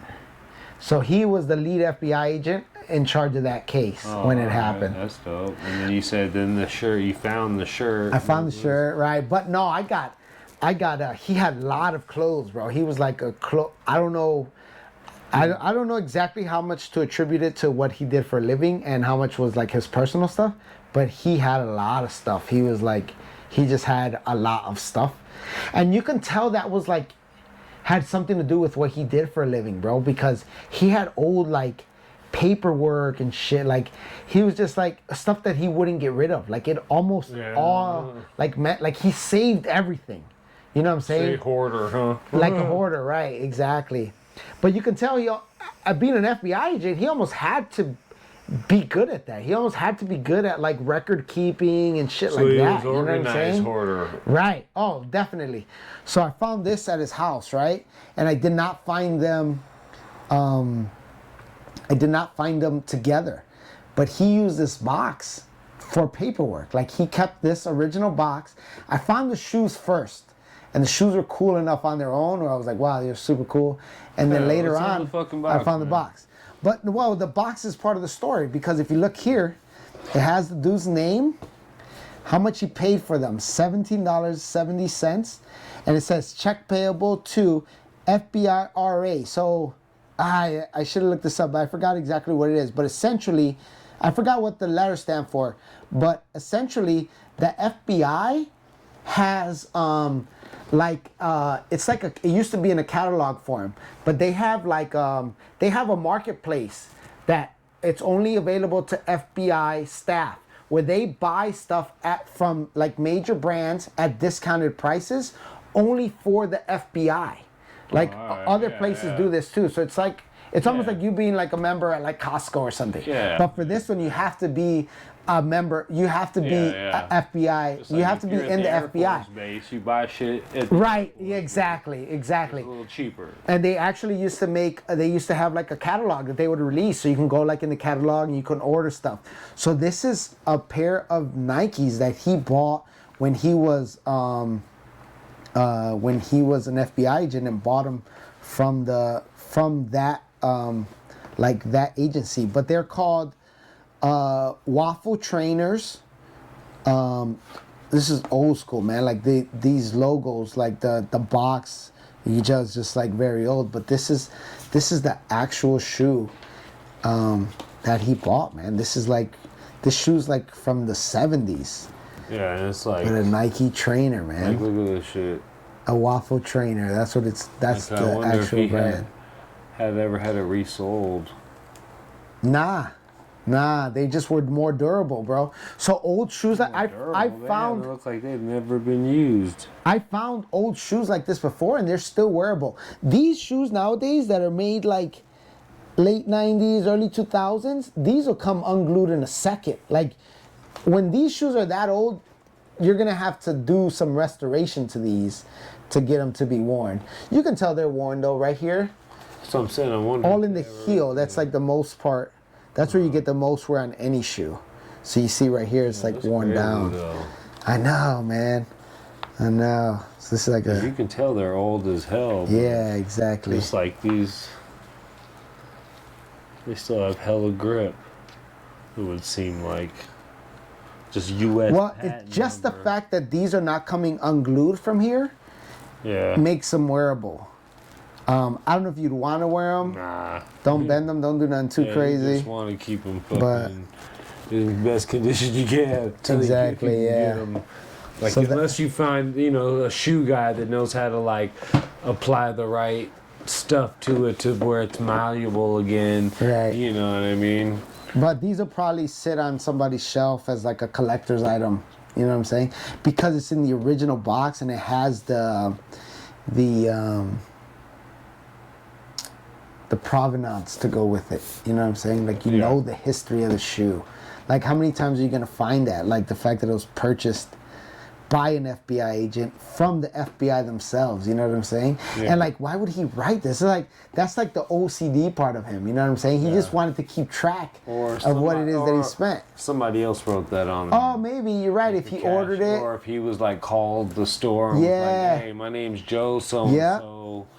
You know, I'm gonna come down there and pick up my shoes." Yeah. And then it was somebody wrote it on there, like, "Hey, and he's gonna make the check payable to." Yep, you're probably right about that. He's supposed to pay $17.70, possibly. So it's basically my job, bro, just to find cool shit like that. They're like Just old school cool shit that's in air conditioning. before other people necessarily know it's cool, because you're not always fortunate enough to find the stuff that people are already looking for. You almost have to have enough foresight to know what somebody's going to want when they see it. You know what I'm saying? And you want to sell it to Kanye West, that shirt that he wears. Right. Right. Or have that. Or this guy, I want to sell it to the. Or you had two of them and you sold one to Kanye West, and then now the next one's worth. So that time when I've sold stuff to designers, I've had stuff double before, and that prompted me to just store the other one. Like, yo, if this dude bought it, he's gonna use it. So what they do is that, like, modern designers, they buy vintage, and then they use it for inspiration. They have archives of vintage clothing, and then they remake them for modern times. But a lot of that stuff is based off vintage clothing. I want to say one of the best people to do that is Ralph Lauren with his polo lines. The good thing about Ralph Lauren is that he actually puts the effort into making them quality pieces, because you'll have other brands that'll remake vintage looking things, but they'll make them like really cheap, like as cheaply as possible. Don't last very long. Right, like the Ralph Lauren line, he's actually known for making like quality remakes of like vintage, but everything he makes pretty much is all inspired from vintage pieces, like true vintage pieces that he just makes a modern version of. But if you do it with quality, then people still appreciate it, you know what I'm saying? And you still have to have like a good it's still got to be sense of right, like style and fashion. For him to put a collection together of stuff that he releases, but he's one of the most well-known person to use for that uses vintage inspired like clothing. You know what I'm saying, for his modern day lines. But bro, polo is like super iconic, bro. It's like 90s hip hop, like major. Polos. I mean, it's still to this day. Yeah, still to this day, right? Exactly. So, but it's been going for a long time. Yeah. Shit, Nolo, man. I think we can be going about almost 3 hours, man. Get out of here. Yeah, man. Yeah, we're looking at like, shit, I don't know what time it is right now. 12 o'clock. That's crazy. Yeah. Yo, well, before you wrap this up, man, I want to thank you for having me, man. I want to thank you for doing this. And I want to show you just how you're kind of highlighting like different aspects of like society, like, you know what I'm saying? Like you said, like without us needing to be famous, like we exist, you know what I'm saying? Yeah, it's like for sure. Fucking it's not only the stories of like the rich and famous that should be put out there, you know what I'm saying? Like we all contribute to our society, you know what I'm saying? Like to the community, you know what I'm saying? But bro, one of the pillars of society, of community, has always been the barber, bro. So like, you know what I'm saying? Like you play a major part in that, bro. Like our trips to the barbershop are like therapy, you know what I'm saying? You guys play a vital role, especially in like urban upbringings, you know what I'm saying? You've always been a staple, you know what I'm saying, in our upbringing. So like, yo, I want to give you props for what you do, bro. Not only that, you could be a shitty barber and be a fucking unimportant part of the community, but Yeah. nah, bro, you're not okay with being a shitty barber, bro. You're one of the fucking best barbers I know. You know what I'm saying? Appreciate you, man. You're one of the No, I only. appreciate you. I can count on one hand the amount of barbers that I would let even touch my hair. You know what I'm saying? And you're one of those barbers, bro. So you're an important part to us evolving as people and us fucking staying connected as a community and fucking like and sharing our stories and networking and whatever, bro. Like, so what you do is important, bro. I want to give you props for that. Hey, man, you know, I appreciate you. And thank you for brother. doing this, bro. Yeah, You for know what sure, I mean? man. You know, I appreciate you. I've known you for a long time. You're a Yeah. good dude. Like, you always got, you got a thinking mind. You know, other people I like try, to say, I call it other things. I like to say you just got a thinking mind. Yeah, You know what I mean? for You sure, I just think appreciate a that. lot about a lot of different shit. Yeah. And then you're also active about it, too. You know, I and try to like be, that, yeah. dude. You know, you know a lot about this shit. You know what Yeah. I mean? Like, Bro, I there's think so it's much we cool, didn't talk 'cause about, bro. You're the only person I know that knows anything about vintage clothing like you do. You know, Bro, what I I'm mean? telling you, I think that's cool as shit, dude. bro, you remember me like fucking selling sneakers Oh yeah. in the barbershop and I shit, know, bro? There's a bunch of different shit. Yeah. You know, we could talk for days. Yeah, but we didn't talk about nutrition. Nah, We didn't listen, talk but about I'm saying politics, those bruh. are all the different shit we can talk Nothing. about next Yeah, time. I heard you know, that. we spent 3 hours talking about your craft. Yo, You that's know what's what up. mean? That's I a appreciate beautiful you, man. thing when we can come here and talk about what you do. You know, that's Yeah. what we're here for. You know Yeah, what I mean? appreciate it. Inevitably, now if we can get to the other shit, Yeah, that's cool too. yeah, but that's right. shit, 3 Yeah, hours yeah. of highlighting you. You know what I I mean? heard that. I appreciate it, bro. I What could you really do, use it, shit. man. You Like taught me a lot about vintage clothes. You got me thinking a lot. Like, damn, do I still got that tucked away in Yeah. the closet? I'm You know telling you. what I mean? Anytime you want me to come some look through your vintage- closet, just you say know the what I word, mean? I bro. got some I'll I come got some dig. vintage stuff. I'll come dig, man. I Let me just gave know. a vintage shirt back to my boy, a Nietzsche shirt, dude. It was nice. Yeah. I just gave it back to the homie because I had it for like 20 years. And it was his originally? Yeah, it was his originally. It went through like 3 or 4 homies, and then I ended up with Yeah. it. And then I had it for like 20 years, and then I gave it back to him. Did it seem like he "Man, was you gotta hold happy it." about getting it Yeah, back? he was like, "Damn, we still got this?" Like, yeah, and it was still in good condition because it was a long Yeah. shirt, but Yeah. really good quality. You know Yeah. what I mean? I always took care of it. So That's what it's all about, man. It's about fucking like that Avery appreciating quality, sweater you I know what I'm showed you, saying? I had that since 2000. yeah. And it's in good condition. Like, Yeah, there's no that's right. stains on it. It's not It's ripped officially vintage. anywhere. It's a sign of your age. You know what I mean? That is crazy. That's how you know you're getting old. If stuff that you owned originally Yeah, is now bro, vintage, I bought it in the store. right, I is remember- now vintage, yeah, I bro, remember you're old. picking it off the yeah, rack, you're old, bro. everything. Trust me. I like that's exactly I'm in that boat with you, bro. Like I have stuff that this hat, this jersey is mine original. Like I bought this stuff brand new. My jersey, 90s champion, made in USA, a Bulls hockey jersey. I wore this to a Bulls game, bro. Got it signed by Benny the Bull, the Bull mascot. Like it's not worth Nice. anything, but I'll never sell this. You know what Yeah, I'm saying? Like for real. how fucking I sell this? The hat, like same thing. I bought this hat brand new and got it signed. You know what I'm saying? At an autograph signing. You know what I'm saying? So, nah, I'm old right there with you, man. Like, trust me. Like, we're vintage. Yeah, we are. So it's cool that vintage is something cool. It's desirable because It's it cool. almost Like the poster, this poster right here on this wall. I got this in 2006.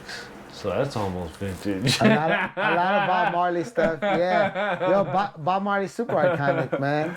He made a bunch of good merchandise. Like, But nah, man, or anything. I appreciate you coming through, Yeah, man. thank you, sir. And fucking, you know, just hanging out with me for a couple hours. You know what I mean? Because it's easy, you know, me just being just a barber and just starting a podcast and stuff. It's easy to overlook me as something serious. You know, like, I'll get to you later. You know what I mean? So I appreciate you coming through. Yeah, for you know, sure. it's always good for me. You know, Yeah. like makes me smile. You know, I heard that.